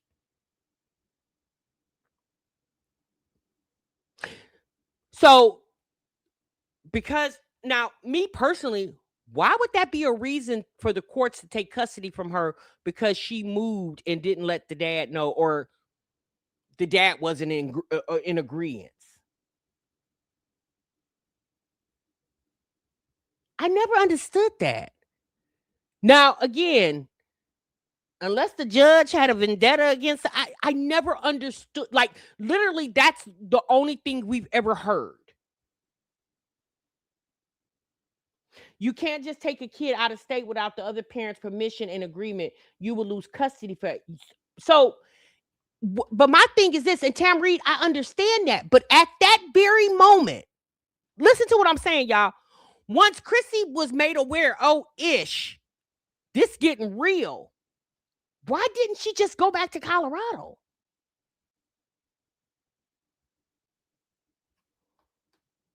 What? Because let's be honest, what did she go to Vegas for? She didn't go for a job opportunity. DeMarcus didn't have a great job opportunity. So what was the reason to move to Vegas that was important enough to stay? And once you see how this court situation, did you just say, okay, well, Judge, you know what? I'll just move back. Like, I ain't trying to lose because you see what I'm saying? Like, why didn't she just move back? I never understood that. So let's finish getting into it. I have videos about that on my page. So we don't need to dive into that. If you want to see, you can go on my page if you don't know. So essentially, oh, okay, Lakeisha. The court order was, Latrice, really? I get Cash holidays and like every other major holiday. I got him every summer break and every spring break and every summer break, but we would alternate major holidays like Christmas and stuff. His birthday, stuff like that. During those times, I'm just so mad.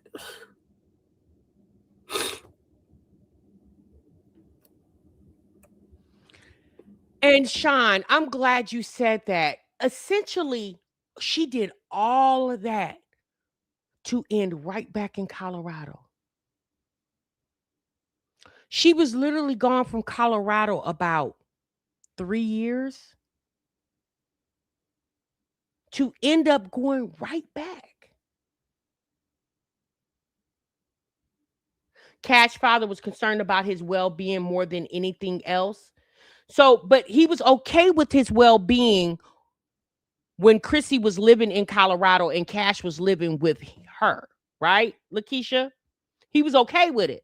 But once he realized, I guess what you're saying is once he realized she was moving to a whole nother state, that's when he was like, Did she move for a man? No, she was with DeMarcus. He moved with her. DeMarcus is the father of her, the 3 boys, she say. And it's okay. It's okay. I'm gonna get taken care of. But I'm just angry that people are like this.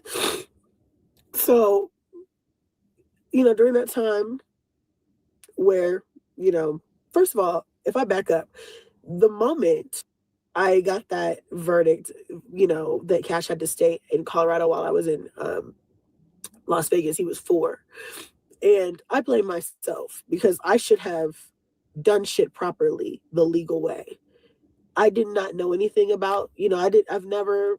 Okay, so let me apologize. Somebody just said, because remember, Cash was going back and forth to his dad's house at first. Okay, so Stylish Black, I apologize. When I started watching Chrissy, it was right when she was moving to Vegas. So I wasn't watching her months leading up to her moving to Vegas. Like literally when I started watching her, I think she moved to Vegas like a month or 2 later. So I don't know the full backstory because I never went back and binge watched her years prior. I know Chrissy's been on social media 12 plus years. So I didn't watch videos prior to 2018. Like I didn't go all the way back. So I don't know that whole, but what I do know is skimming through some of those videos back in the day, she moved a lot when she was in Colorado as well. Okay, Black and Bougie said, just popped in. Something tells me Cash's dad is more concerned with control. I could be wrong. I don't know, sis. I'm not saying, listen, I'm not saying his dad was wrong for that. But I just, I literally wanted to not exist anymore during that time. It was a rough time for me, right? But anyway, he was 4 when that happened. So just imagine never seeing your 4-year-old baby. That's crazy. So anyway, but I saw him because I would fly out here constantly to like pick him up or to just come and see him for like a birthday or whatever. If I couldn't take him back. So that's why I don't do that deadbeat parent shit, because I don't give a fuck how many miles are between us. I'm always going to be there for mine, right? I pride myself in that. That's one thing nobody can ever take away from me. So life happens, I moved back to Colorado, 3 years ago? So our court order basically says I get him those times. And the only other thing in there that I felt gave me any type of sense of okay was that anytime that I'm in Colorado, I am not to be denied access to my son ever. So, okay, so Miss Coco Marie said he told Chrissy, he meaning Cash's dad, told Chrissy to leave him in Colorado and she could travel in to visit him since he had an active present father. Here's my thing with the situation with Cash's dad versus all the other dads. When she talks about Cash dad, she is very careful of how she mentions the context of how she mentions this man versus if she talks about DeMarcus, right? Because he's called the bum. And I don't think Chrissy gave him the name the bum. I think the internet did, and Chrissy just incorporated it. But and I'm not saying Cash's dad is a bum. I don't even know what that man looks like. I don't know nothing about that man. Okay. But I noticed in this live stream, she's very particular about how she mentions this man. And I remember when the whole custody thing was going on, when she was going back and forth from Vegas to Colorado, and then she came to the internet and told us that basically she lost custody and she wanted to, she did a GoFundMe or something she did to generate money to get an attorney. You never heard any more about that situation. And after all this time, Cash is now 11 years old. And Chrissy will mention in this live, and the reason why I'm going to kind of jump ahead is because I did watch a vast majority of this live, maybe about an hour. Yeah, I watched probably about an hour. It's an hour and 22 minutes. So we're not going to watch all of that because we're already an hour, 30 minutes in. Chrissy mentions that she's waiting for the moment to go back to court. I don't know what moment that is because the boy is 11 years old. And you've been back in Colorado for 3 years. So when you got back to Colorado 3 years ago, or at least after being in Colorado for 2 years, why didn't you petition the court at that? Again, why wouldn't she petition the court at that time? And the reason why I'm questioning this is because Chrissy freely comes on the internet to discuss this conversation. And because we all been watching her for so long, a lot of us know the story. Some of y'all know more than I know, right? Because again, I started watching her very late 2018. As long as it does not affect his schooling. So as long as I don't want to come pick him up on a day that he has to go be at school, I should never be denied access to him. So, okay, so it's at 12? I've been in Colorado for 3 years. During that time, you know, I feel like his dad and I feel like we've been trying to work a sensible visitation schedule out, but nothing in writing, nothing in court, right? But also I wanted to be in Colorado for a while. So I've been here for a while now, not going anywhere. And my son is now 11. So things have changed. Things are changing. But, you know, my son wants to be here as much as possible. As much as possible. If I ask my son where he would like to live, he's going to stay here. He doesn't dislike his father, and I'm not going to say his dad is a bad dad. We do things differently, but I'm not going to say his dad is a bad dad because he's not, right? But if he had to choose, I'm going to go ahead and say for him that he would choose here. And I've asked him. And I don't know if you guys remember when Cash was really small and I used to fly to get him and stuff, and he would have to get picked up by his dad. He would cry and it would kill me because every time he'd cry, he would want to stay. But he couldn't. But you know how kids are, you know? And Cash is 11 years old and he still gets upset every time he has to go home to his dad. I'm not saying he doesn't love his dad. I'm not saying that his dad's not a good dad. I'm just saying, you know, that's what it is, right? So I see that. I'm here now, right? So where we're at right now is I get him on the weekends. I've had him every holiday and every weekend, every birthday, every holiday, every weekend, every school break. I have him all of his free time. The only time he's at his dad's house is during the week when he's at school. He calls me every week, and he says, Mom, are you going to pick me up Friday? Now, Chrissy mentions in this live, her the dad and Chrissy communicates via an app. So the same situation like Gerard and Olivia, Chrissy has the same setup. They talk via this app. I guess when she has her calls with Cash, that's I don't know if Cash calls her on the app, but when there's communication between the dad and her, she mentions it's the app that they use. The same thing that Gerard and Olivia uses. He asks the same question every week. And every week, my answer is the same. Yes, I'm coming to pick you up on Friday. I live an hour and 30 minutes away from his dad. We meet. I drive an hour and 15 minutes into the city to pick him up every Friday. And I drive an hour and 15 minutes every Sunday to drop him off.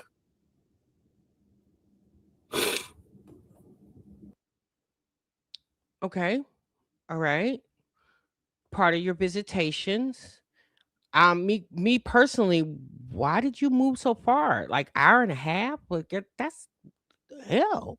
Where the hell do you live in Colorado? And we've been doing this for years. Since I've been back to Colorado. Since I've moved back. Probably we got really, really consistent. Probably about, when did I move back here? 2022.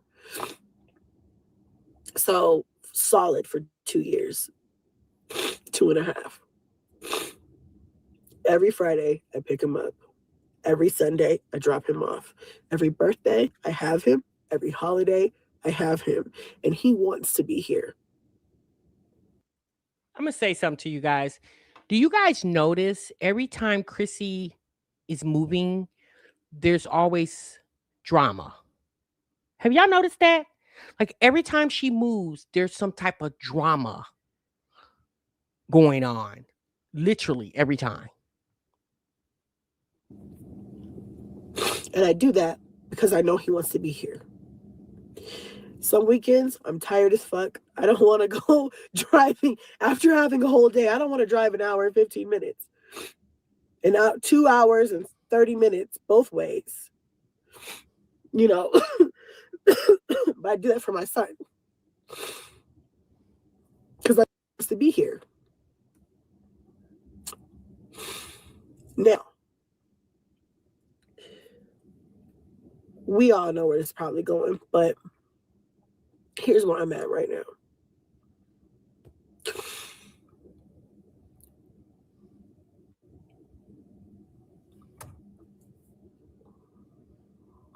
I'm treading lightly. Sunday. This right, past tea Sunday. time. Go to church or something. Cash is with me like every other Sunday.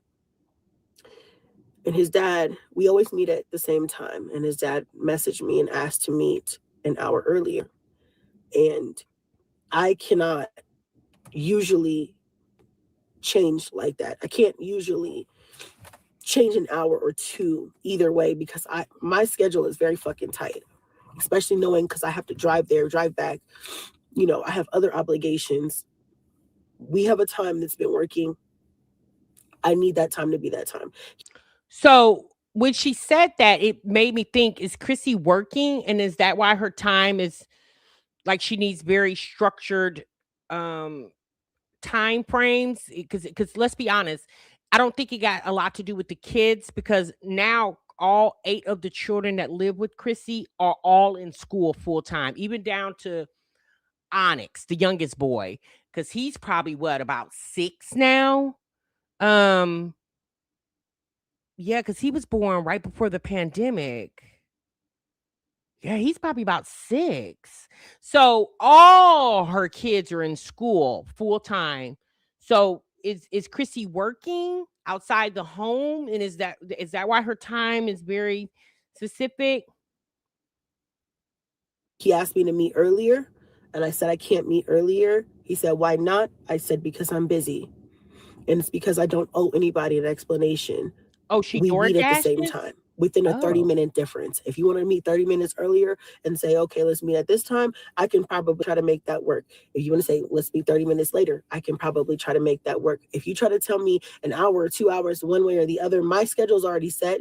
And this week particularly, and last week particularly, I'm moving. So I'm busy as fuck, right? I don't give excuses though. I'm not the parent that's going to give you an excuse. I don't give excuses because there is no excuse. But I just say if I can or if I can't, right? So I told him I couldn't do it. And he was like, well, I want to beat the snow. It was supposed to be weather on Sunday. He doesn't like to drive in the snow, and I don't either if it's going to be really bad weather. But that day it was just like some flurries. It was cold. The roads were not horrible. But he does not like to drive in weather at all. Okay. So he said, I want to be like, I'm trying to beat the snow. And I said, well, unfortunately, I can't do that. But what I can do, hold on.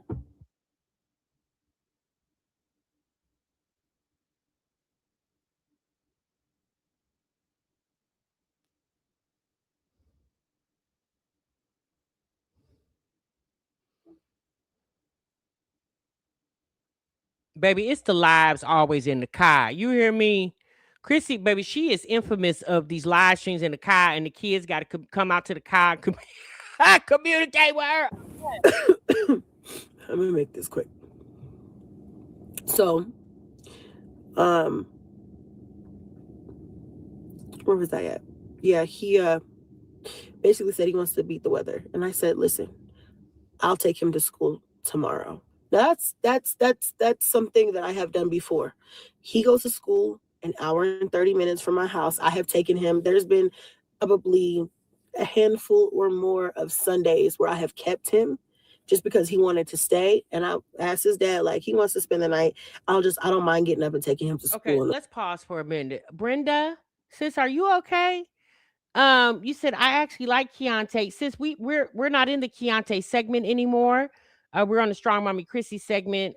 You said I actually like Keyontae. I don't like the fact that it looked like he was playing with both women. So I have my opinion. I was wrong along the way. RJ, and I apologize for that several times. Who is RJ? Sis, yeah, it sounds like you got banned from the live. I think I just seen a comment of that. Brenda, I wouldn't take it very seriously, sis. It's a live stream. It's I wouldn't really. Oh, Brenda is behind. Is that what is going on, Nisha? Oh, okay. Well, I'm sorry, Brenda. We have kind of scooted up to the Strong Mommy Chrissy segment. You said I have gifts ready to send there and had me blocked, and I decided to wait till later. Oh, okay. All right, y'all. Let's continue. Morning. I can't do that every Monday morning, but I try my best as many times as his dad will allow me. I will try to take him to get up and get all my other kids out of the house and take him to school and get him to school early. Okay. So I've done that. Hold on a second. I have a kid that's having a problem.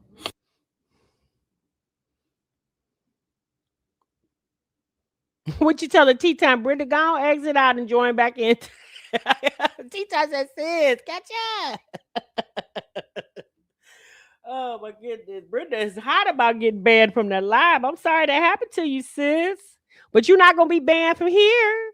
I mean, it may be not the same thing, but we will go over to Keyontae's every now and then. Now we ain't going every damn day.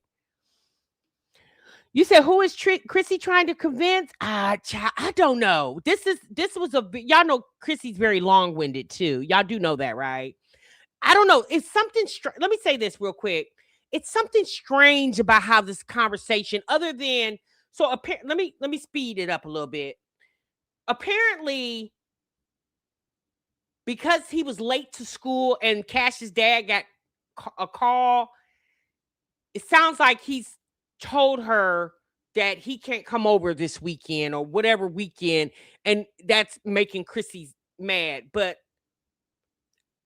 it's not that he said he can never come back over there, or did he say that? Did he say he could never come back over there? Because things happen, like people, traffic, stuff like that. Y'all say Chrissy working DoorDash, she hosting, and she got a lot of other stuff going on. So she apparently was running late to drop him off. Did she not call Cash's dad to advise him of that? Because I mean, I can't see that man being that much of a stickler. Like people, unfortunately, people are late at times. Now I can see if she was late every time he allows the boy to stay on Sunday and she drops him off on school on Monday. I can see if every time he allows that she's always late dropping him off, I can see him being irritated that way. But if this was the one only time, again, I don't know if it is or is not. I don't see why all this going on. Because sis was real upset. She did a live for an hour and 22 minutes.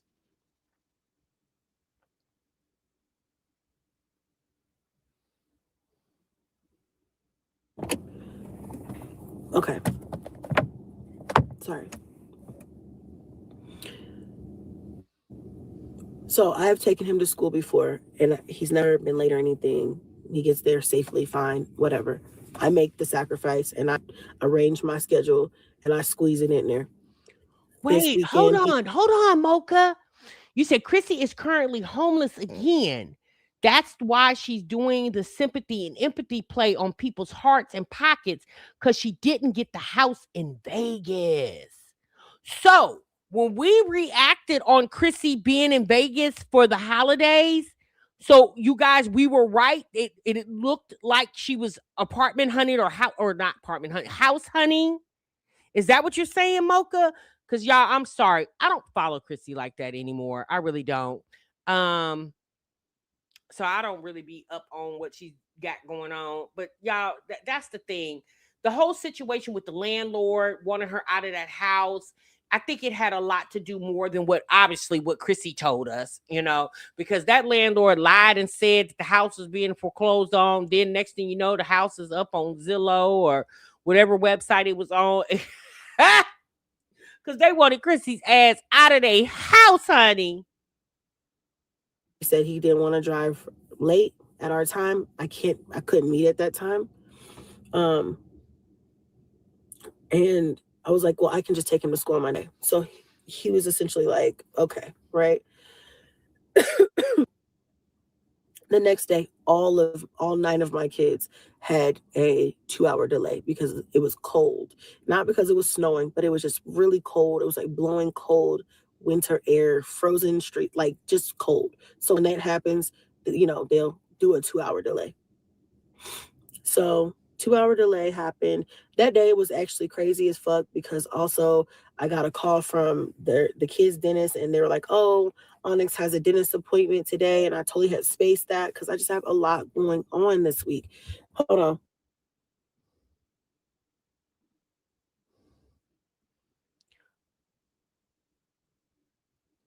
I'm sorry. If Onyx had a dentist appointment and you got so much going on, we couldn't reschedule the dentist appointment? Okay. They supposed to be in bed. This week it's just been... I'm not gonna beat myself up over it. Anyway.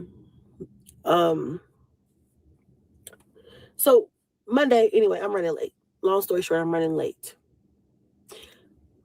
I also forgot to mention there are days when we meet where sometimes I run late, and not extremely late, but sometimes I run late. Sometimes I'm 10 minutes late. I try to never be more than 15 minutes late. And if I am, I always communicate. I always say, hey, I'm running late. I'm going to be there. Here's my ETA. I'm going to be there at this time. And, he'll just be like, okay, or whatever. He's complained a little bit, but for the most part, I'm just like, I'm trying the best that I can. I'm doing the best that I can. I don't try to make excuses, and I have a lot of them. Okay, but sis, hold on, Chrissy, because you just going on and on and on. You were late. What's with all the extra gibberish about being late to drop the boy off at school? It's almost like you're like stating your case or something. Like, you were late. So why were you late? Or what happened after you were late? Like, goddamn. Like, oh, well, this happened, that happened, this happened, and this is why I'm running late today. Usually I'll let him know. And sometimes I'll let him know several hours in advance. I'll be like, listen, I already know I'm running late today. So that means I'm going to be running about 15 minutes late. But I will be there, and I will not be there later than that. And whatever my ETA is, my exact ETA, I'll let you know. Some days I'll let him know I'm gonna be late, and I'm not late at all. But I would rather let him know and prepare than to make him sit there for an hour or something, crazy, which I never do. So anyway, this day I'm running late. I dropped. They all have a 2-hour delay, but we're still later than that. I run. I get Onyx to the doctor, to his doctor's appointment. I drop him and meet my hubby there, right? So that he can stay with Onyx. Hubby leaves work so he could come and stay with Onyx at his dentist appointment. Wait, what? How are you late and there was a 2-hour delay?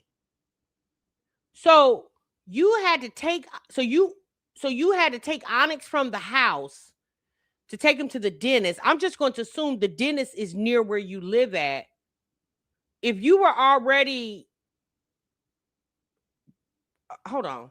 If there was a 2-hour delay and you say Onyx school, or not Onyx, Cash's school is an hour and a half from you, and you said hubby left work to meet you at the dentist, why didn't hubby just come to the house to get Onyx? And then you could have just went on to take Cash to school. And because there's a 2-hour delay and you said the school's an hour and a half, by the time you would have got there, he would have been on time because there's a 2-hour delay. Because we could not reschedule it because they don't have another opening until late March or early March, late February. So we're like, all right, let's just get him in if we can. So I'm trying to coordinate all that. I'm like, well, I got to hurry up and leave because I have to drive an hour and a half to get Cash to school. So, we're trying to do all this stuff. We're getting my own personal shit done, right? That has nothing to do with my agreement with Cash's dad. But I am also trying to give myself grace because I am only one fucking person and I'm just trying to make everybody happy. I want my son to be happy. I'm trying to, I'm just trying the best that I can. So we're driving, we do all that. We're driving to, his school. And his dad starts blowing up my phone. He blows up my phone and I say, hello. We don't talk on the phone. We never talk on the phone. And we only communicate through an app. And so he's blowing up my phone and he's like, well, the school called and said they marked him absent. So what's going on? And I'm like, oh, well, we're 15 minutes away. I'm just running late today. I'm sorry. I apologize. If I ever cause an inconvenience or if I'm ever wrong, I'm not a bitch. I don't just be like, well. So the boy was more than 2 hours late for school then? Because to mark him absent, he missed the whole first period, right? If the school is an hour and a half away and they marked him absent, so girl, what time did you get the boy to the school? 12. And Chrissy, in all due respect, sis, why the hell didn't you text the dad and advise him of that? And if it was really that important for Cash, and so you didn't want to, why you just didn't send Cash? And I'm just saying this, y'all, to keep the confusion out. Send Cash in an Uber. Now I do understand he's young, or why didn't hubby come to the house and pick Onyx up and you X yourself out of the whole dentist thing? Because what was the purpose of dropping Onyx off at the dentist for the man or the person you're with to tag himself in, and then he's sitting there and then you run off to that was a lot of time wasted. None of that that dentist appointment would have been rescheduled. Period. You think they only got one car? He's my kid. I do what I want to do. I apologize. And I had to grow into that because I really don't like that MNF-er. But I still understand that, like, if I do something and I'm in the wrong, no matter what it is, I don't care if, I don't care what it is. If I'm late or if I make my kids late to something, I assume accountability. I assume responsibility because I can't put that on nobody else. That's my fault. I don't give excuses. I just say, I'm sorry. Wait, hold on. Okay, so I'm sorry. It's almost like she was talking to her daddy. You were late getting him to school. Why you didn't call the school? Better yet, why you just didn't call the school?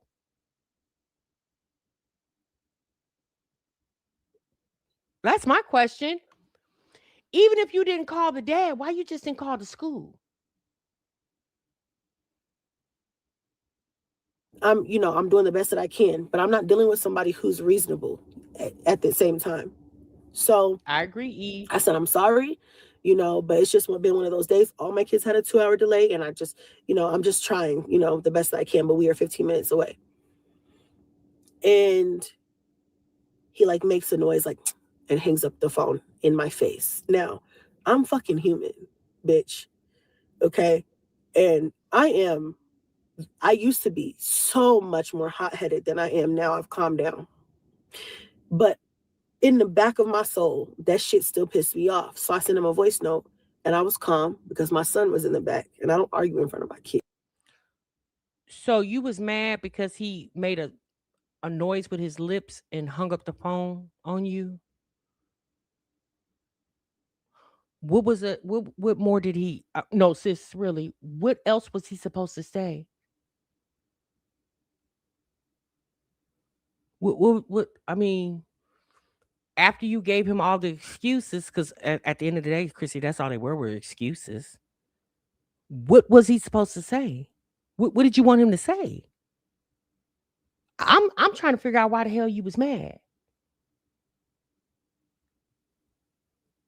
Why were you mad? Because he hung up. What the hell was he supposed to say? And I said, hey, he was asleep though in the back. And I was like, hey, so don't ever call my phone if you're not going to have respect for me. Just like I'm telling you right now. I said, don't ever call my phone if you're going to be disrespectful and hang up in my face. I never give you a hard time. If you've ever been late, it has happened. There's been times where I have driven all the way an hour and 15. Chrissy, it doesn't matter, sis. Well, you probably should have showed your ass like he's showing his now. You probably should have just showed your ass then, because apparently he don't care nothing about slamming the phone down in your face. If you didn't react the way he reacted, it doesn't even it don't matter, sis. Like you're trying to convince apples to oranges, and it doesn't matter. He doesn't have to y'all don't have to react the same, right? He chose to react. He chose to hang up on you. He got tired of your excuses. Again, Chrissy, he knows who he's dealing with, right? And out of all the chaos it sounded like you had going on in your house that morning, if you had enough time to call hubby to make sure he was coming to take Onyx to the appointment or meet you at the appointment, why didn't you just pick up the phone and call the school? 15 minutes away just to be told that he didn't fucking feel like coming. So I drove me too, an hour and 15 minutes away for no fucking reason. There's been times that I've done that, right? I will say he is on time more than me, but communication is everything. I communicate better. So,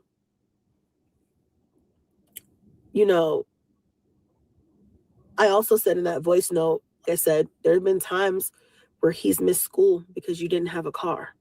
There have been times where, he was late. And I find these things out, not from him, but from my son. I don't ever send you an angry message. I never call you and dig in your ass. I don't do any of that because I understand life. As long as it's not excessive and affecting my son, his health or wellness, I'm not going to hold you I'm not going to hold you and crucify you for life. Right, sis. Like you just said, as long as it's not excessive. Maybe your tardiness is excessive and he was tired of the excuses. I mean, to be quite honest with you, if you find out after the fact Cash was late for school and you had nothing to do with him getting there, why would you call him and say, yeah, Cash told me about 3 weeks ago he was late for school. Can you tell me why? I mean, sis, come on now.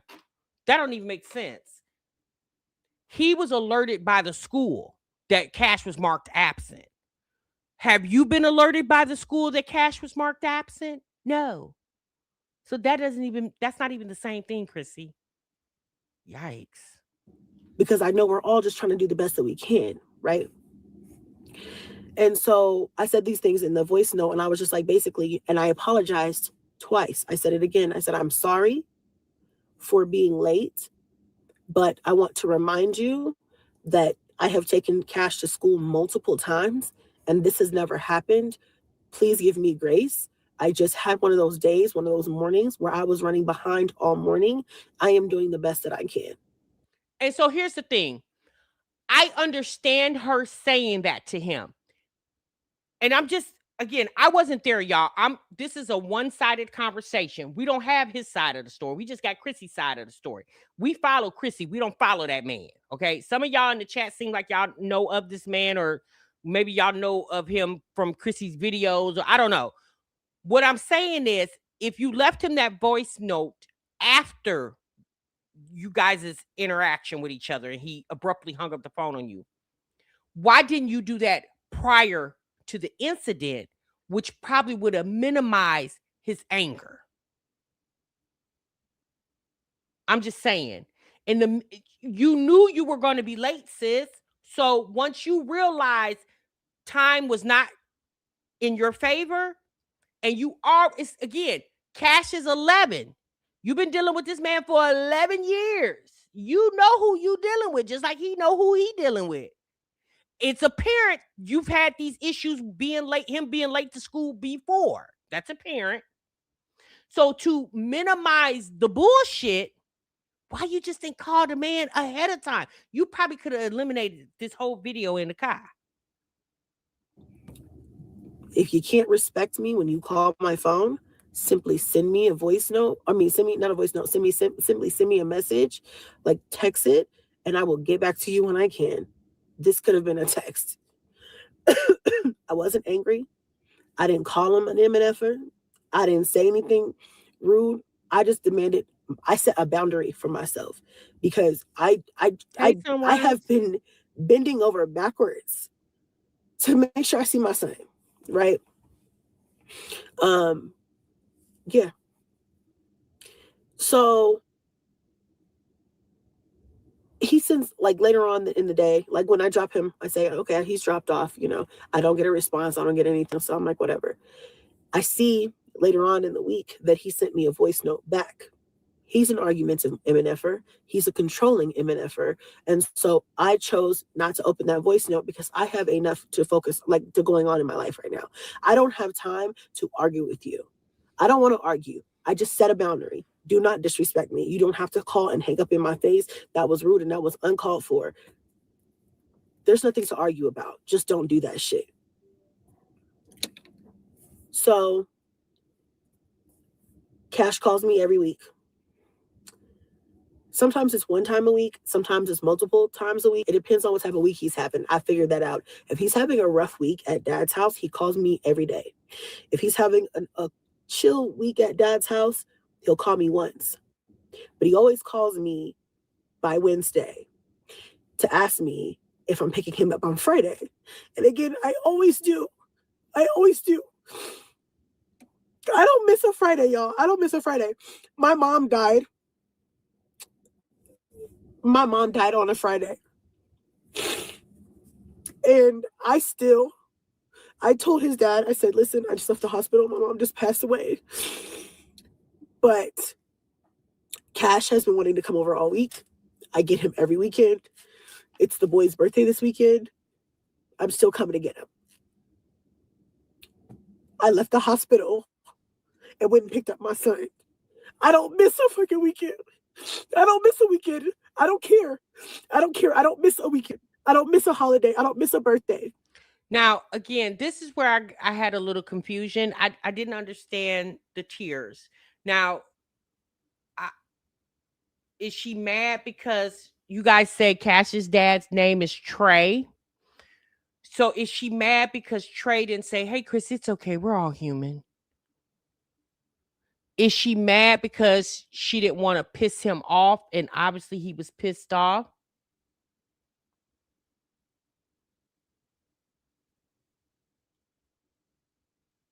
I don't understand why she's so emotional. KM said, and Tasha, she doesn't have to pay child support. The judge realized Chrissy had enough on her plate. The judge saw how unstable Chrissy is. Oh, you know what, KM? It's funny that you mentioned that because when I was watching this live, there's a segment in here where she talks about buying Cash's clothes and shoes and things of that nature. And I was thinking, do she pay child support? Like, she never mentioned child support. So I was wondering, so do you think Cash's dad opted not to receive child support from her? Because she made mention that Cash's dad doesn't really buy Cash a lot of things or something like that, but apparently he's providing housing, food, and stability for him. Let's be honest, sis, that's priceless. Um, and she didn't mention like I pay child support, I take care of, I visit with so she doesn't pay child support. Is that what you guys are saying? Oh, okay. Well, damn, how she get that one? Livy, you need to go down and see Chrissy's judge. I don't miss any of his breaks. I don't miss shit. Nothing. The only time I'm not with him is the 5 days that he's in school. I think dad already has full custody, the Sydney. He has parental custody. He has the same custody Gerard has. So yeah, I don't think that's it. During the week. Okay, so let me just get that out. That's important. So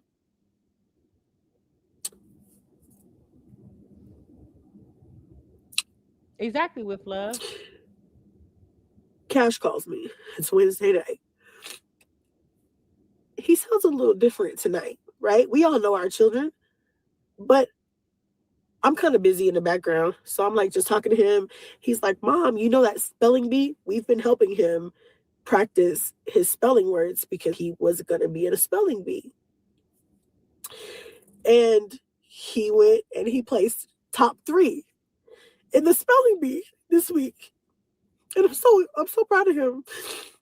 And I was like, oh my God. Like Chrissy, Donna's saying she has a request. She says, sis, blow your nose. Practice for this. Like, you did great. You did a great job. I said, we're going to get you something, this weekend or whatever for placing, because then also now he goes on to the next round, which is like, what is it? Like the district championship, like where all the schools come, right? And so he's like, well, can I get this? Can I get that? I said, well, we'll talk about it. Normally he asks me like, okay, well, are you still coming to get me tomorrow? And I'm like, yep, I'm still coming. Same time, same place. I say that every week. And he did not ask me tonight. So I asked him. I said, so I'm still picking you up tomorrow? And his dad was in the kitchen. And so he looks back at him and his dad is like, let her know you have a birthday party to attend this weekend. This man never takes him to birthday parties. He never does anything with him. He never spends any time with him. He never takes him anywhere. Cash would rather be here. So I always just have him on the weekends. So even though I'm taken back, like, okay. I have a question. Is Cash Trey, you guys say the dad's name's Trey. Is that his only child or does he have other children? Does anybody in the chat know that? Because I can understand Cash wanting to be at Chrissy house because all his siblings are there, right? It's real busy and chaotic at her house. And I'm just going to assume it's probably not as busy at his dad's house. And not only that, I'm sure he loves his siblings. Okay. And I kind of feel like it's on some funny stuff. I don't say anything. I'm like, oh, okay, it's birthday party. And then he says some name from a kid who I'm pretty sure I met his mom. Went to Cash's end of the year like thing last school year. I'm pretty sure I met that friend's mom and she said they were moving to Texas, but that's neither here nor there. I was kind of like also doing some things in the background. So I was like, oh, okay, like I peeped it, but I didn't make a big deal out of it. Hold on. Oh my gosh, she don't blow that damn nose. Yeesh. Oh, he has a girl, a daughter. Does the daughter live with him? You said Cash's dad doesn't have full custody? Okay. You said Cash's dad doesn't have full custody. They have equal custody, but Chrissy moved out the state and was still getting child support. So Cash dad went to court and let them know he couldn't see his son. Oh, Okay. So I'll read some comments in a minute. So I said, Yeah, I okay. remember her saying that. Mostly. All right, cool. Well, I love you. Have a great week. Call me tomorrow. You know, I'll pick you up next weekend, and you know, we'll do something next weekend to celebrate your big win. Whatever. Get off the phone. So here's the thing. Tasha said, "Can't he get in trouble for denying her weekend? Was that her weekend? Does she have designated weekends? I don't know, sis. I don't. Does she? She says she gets them every weekend. So is that in their visitation structure that she has to pick him up every Friday, drop him off Sunday? Is that there's? I don't know, y'all. Again, I don't know much about the Cash Chrissy custody thing. I feel away because I'm used to having him every fucking weekend. Again, we don't miss a weekend. Okay, she says every weekend. We don't miss a weekend. Last week on Friday, the whole weekend was kind of off, but something happened Friday. I can't even remember off the top of my head right now. And I couldn't pick Cash up. The weather was bad. The roads were icy. Some weather had came in and I couldn't drive because it had came in right at the same time I normally go get him. And I texted his dad and I said, listen, I can't pick him up tonight. Normally I would just do it anyway, but if it's not safe, I'm not going to risk both of our lives just to pick him up. I will come get him in the morning though. I don't give a fuck if I only have him for one day. I go pick my baby up. And I did. I said, let's meet at 10:30 in the morning. I was fucking there at 10:15 a.m. I don't fuck around, okay? I'm going to get my son, all right? Anyway, so I get off the phone. I message his dad, and I tell his dad, this is just to see check his temperature to see where he's at, because I normally don't have to say this. Normally it's like same place, same time. I'll see you then. So because he switched it up this week, I said, okay. And because of the back and forth we had earlier the week, I said, all right. And I know how he is. I was like, don't make any plans for him next weekend. I'm going to pick him up at the same place at the same time. He wrote me back and he said, no.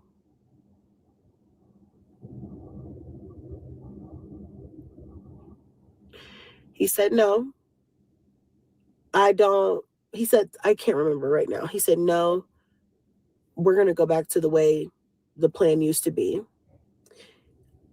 You don't respect it, or you don't respect something. I don't respect something. The timing, the plans, something like that.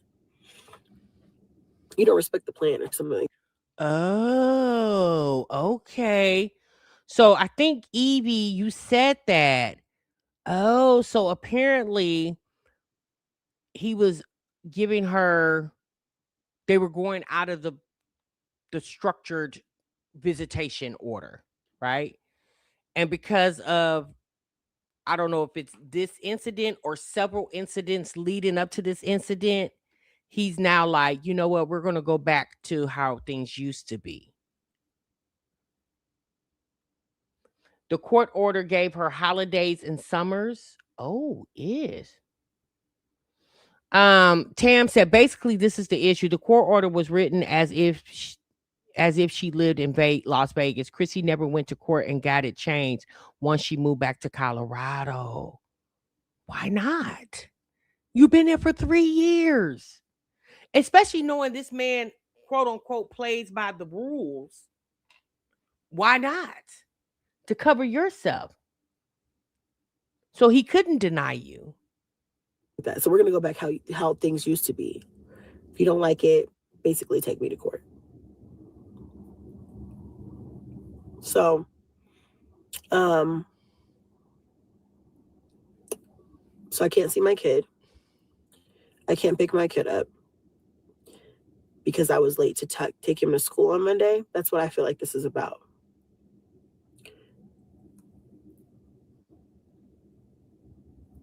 I'm sorry, y'all. He couldn't play with me like that. Okay, I understand I was late. Now, unless she has a history of constantly being late, that's one thing. But yeah, what? So here's the thing. Instead of sitting on the internet crying, let's go to court. Okay? Let's go to court. Let's spend a coin. Okay. Apparently, she said her husband supports her. Okay. If he's leaving work to take Onyx to dentist appointments or sit at the dentist appointment, I'm pretty sure that they could, put their heads together and get the coins together to petition the court about her visitation. Take him to court. I wouldn't just allow him to tell me no. Like, you Cash's daddy. You ain't my daddy. That's my son too. And the courts hasn't taken away. See, that's what I'm saying. Like, these chicks get they get so irate with the internet, right? We've watched Chrissy battle the internet. We watch Olivia battle the internet, right? The internet. But when it comes to the things that's going on in their personal lives and the people that are affecting their personal lives, it's mum's the word to me. I don't understand that. Like, if I got heat for the internet, then I'm going to have heat for this ninja that's trying to say I can't see my son because I was a couple of hours late dropping him off at school. Just take him to court. Just like he took your ass. Take him to court. I don't understand what the problem is. And some people, like Keyontae, I ain't spending no money like that. Chrissy hasn't mentioned money yet, right? But if being with your son every weekend, anytime you were flying, because now this I do remember, Chrissy was flying back and forth from Texas to Colorado. Texas, even when she was in Vegas, she was flying back and forth, back and forth, back and forth. Even when she was pregnant with Onyx, sis was getting on flights, going to get that boy, and then flying back to drop the boy off. Like, she was spending some coin in flights. So if you had the money to spend to do that, which at this point, maybe all you got to do is get in the car and drive. What you say, about an hour and a half?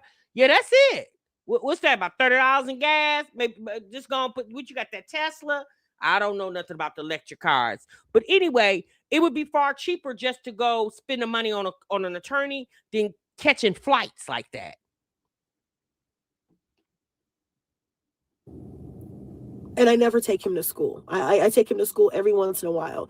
This year I haven't. This is my first time. I think this school year I've taken him to school. Last school year I took him a few times towards the end of the year, and this year, I've offered to take him to school a couple of times so that Cash could spend the night another night, and he'd be like, no, he doesn't have his laptop. He doesn't this. He doesn't that. Like, no, he just have his backpack. And so I'm like, okay. I don't even argue. I'm like, okay. And I'll break it to Cash, and I'll just be like, I'm sorry, your dad said you have to go back. It's high time I don't have to deal with this shit anymore. So, he's begging me to take him to court. It's been time for me to take him to court. I've just been waiting for a little bit more time to pass so that the next time I go to court, I don't have to get on this camera and bawl my eyes out and be completely miserable because it didn't go the way that I hoped that it would.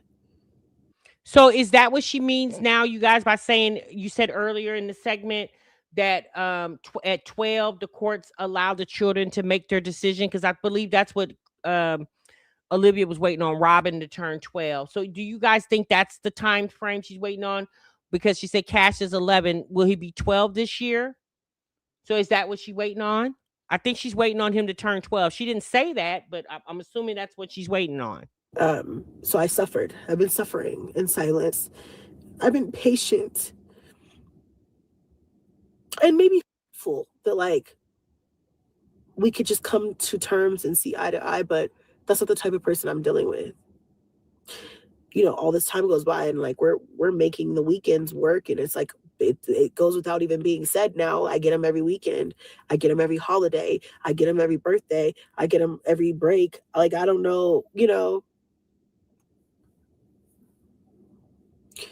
And I think that when he said that to me, I agree, Tam Reed. I mean, I can see the courts listening to the child, but at the end of the day, whatever decision is made, it has to be in the best interest of the child. So that's when you have an attorney, and the attorney states their case on both opposing sides, and then the judge renders the decision. I mean, obviously the child's testimony would be taken into effect, but it would be all the same if, if the child want to go live with the mama and the mama live in a damn trap house.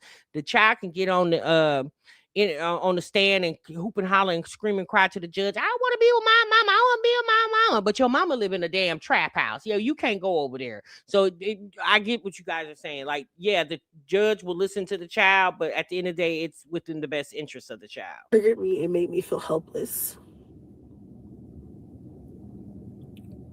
And I know I'm not. It's just time to dig in that ass professionally, legally.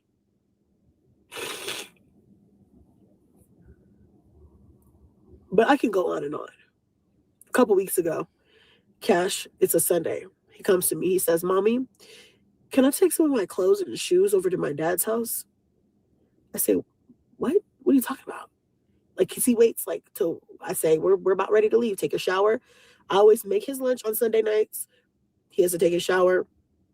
If he's getting a retwist, he gets a retwist, takes a shower, gets his, his whatever he's gonna wear back to his dad's house, and that's it. We run a real tight ship on Sundays because I'm busy, right? I have the other kids too. And I was like, what do you mean take shoes and clothes? And he was trying to explain it to me. He's like, well, my dad said I need some more shoes and clothes. So I was wondering if I could take my shoes and clothes over to my dad's house. We don't switch clothes. We don't share clothes. We don't transfer clothes back and forth. We never have. So I thought that was odd. So I said, do you want me to message your dad and ask him what he meant by that? Because I'm not understanding what you're saying. And he said, yeah, go ahead. I said, okay. Was it, Evie, will the child have a guardian ad litem or the actual attorney? Okay. Because sometimes we have conversations that I won't even talk about on here that it's not for anybody to have. I'm holding on to those because I don't like it, but I can't tell people what to do in their own household. Just like people can't tell me what to do in mine. And also, I know that if Cash's dad finds out that he's been telling me stuff, Cash will get in trouble physically. Well, sis, I guess the cat's out the bag now. You just said if Cash dads find out that Cash be telling me stuff, he'll get in trouble physically. Well, sis, you basically just said Cash be telling you stuff. So the dad could potentially find out because this video is on the World Wide Web. So I don't even play with that. But so I message his dad and I say, what is he talking about? He needs clothes and shoes. And he's like, yeah, well, he said, he's very manipulative. He said, well, Cash said that he wanted to come to your house instead of going clothes shopping. And I listen, I shop for my kids all the time. And they don't have to be there. Now, the teenagers, okay, I get it. Cash is 11 years old. You know what he likes. You know what he doesn't like. If you're not sure, ask him. If he has plans or if you know that he comes over every weekend, take him one day after school. Do you understand what I'm saying? Like, adjust. But the man never wants to adjust. I'm only the one that has to adjust. So, if my kids aren't home, if I'm out or if I want to go shopping and I find that there's some things that they like, I will call them while I'm out or message them while I'm out, or I will just pick up what I think they might like, or I'll wait till I see them again and we'll go together. So he told my son that because he wanted to go to my house that weekend, which he does every weekend, that he wasn't going to buy him any clothes and shoes and for him to tell me he needed clothes and shoes. That's what he meant. That's what my son was trying to tell me. He said, so basically it was one of these. Well, since you would rather go to your mom's house instead of stay here with me, and I was going to take shopping, but since you don't want to go shopping with me, you could tell your mom at her house that she needs to buy you clothes and shoes then.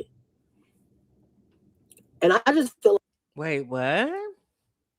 That's strange. If that's what the dad communicated to Cash,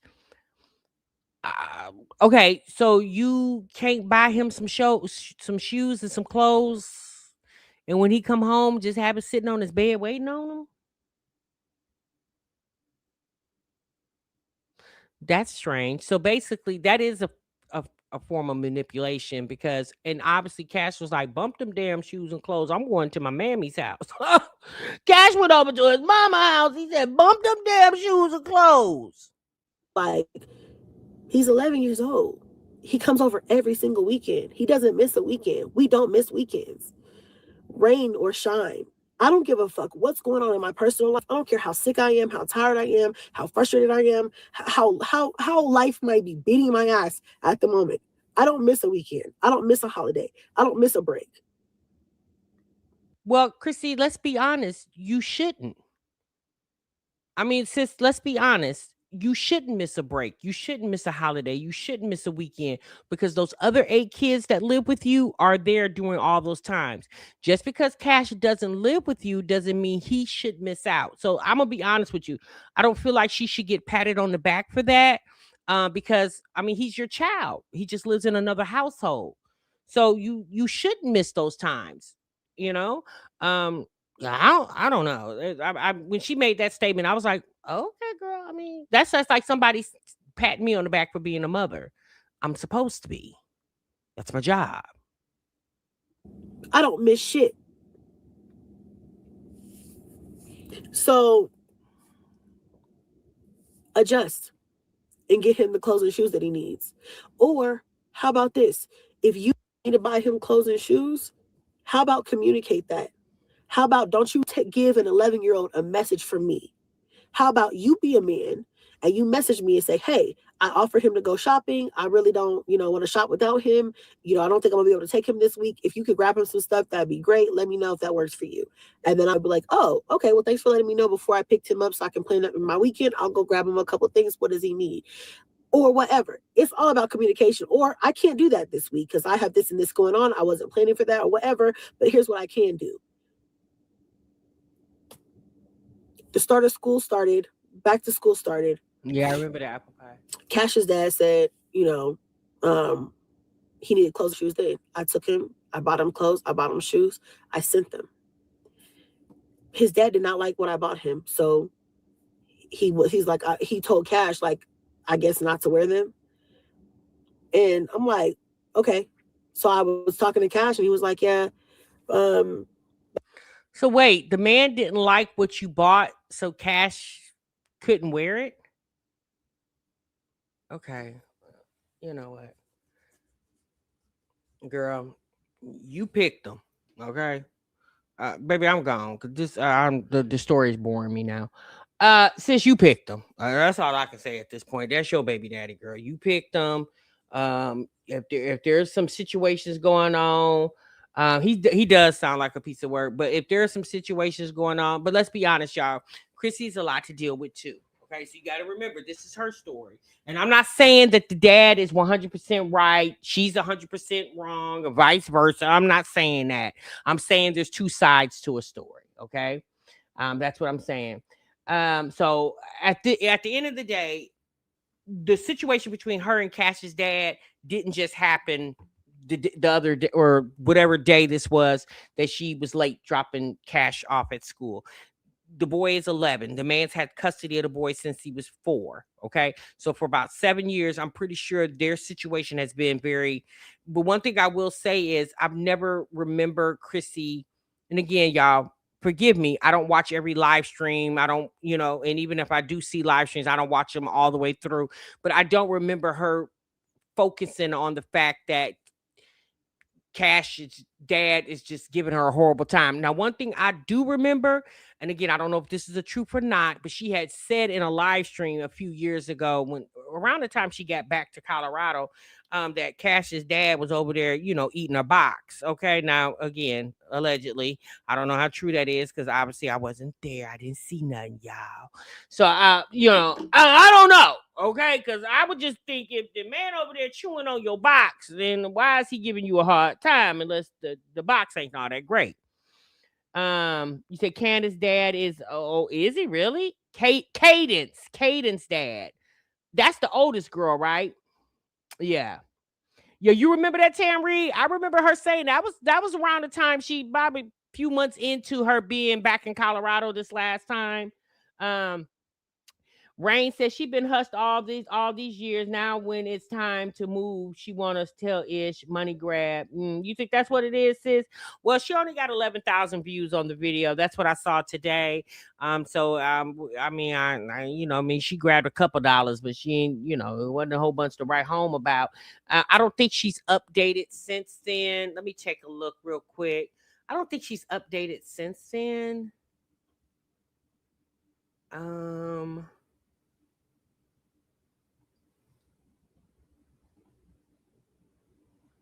No, and that video was 5 days ago. Okay. And so, normally when Chrissy sits in the car, especially around the time when she's moving, when Chrissy's sitting in the car talking to the camera, there's additional things going on in the home. Okay. It's not just this situation, there's other things going on in the home. And we know this because I've been watching Chrissy for so long. Like her pattern, she's kind of predictable when it comes to the drama that go on in her life. So she hasn't updated this story in about 5 days. She hasn't been on here. She said in this video, in this live stream 5 days ago, that they were moving that week. And so I don't know what moving means for her. I don't know if they've actually found a place. Some of you guys say that she's homeless. I don't know if there was a mention of some Airbnb situation. I don't know if that's going on. Yeah, I don't know what she really got going on, but I do know that whoever this person is, she says she's married to, obviously he's not, that person is not taking care of everything. Okay.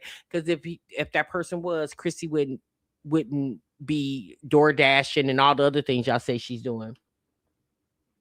Okay. All right, y'all. That's my time, honey. That was a lot. We right at the 2.5 hour mark. I didn't want to take this live longer, y'all. It's getting late too, so I gotta go. I know y'all gotta go too. Thank y'all so much for tuning in. Make sure you guys hit the like button on the way out the door. Clock out the break room, honey. And I'm gonna see y'all in the next one. Remember, sub what you love. Bye.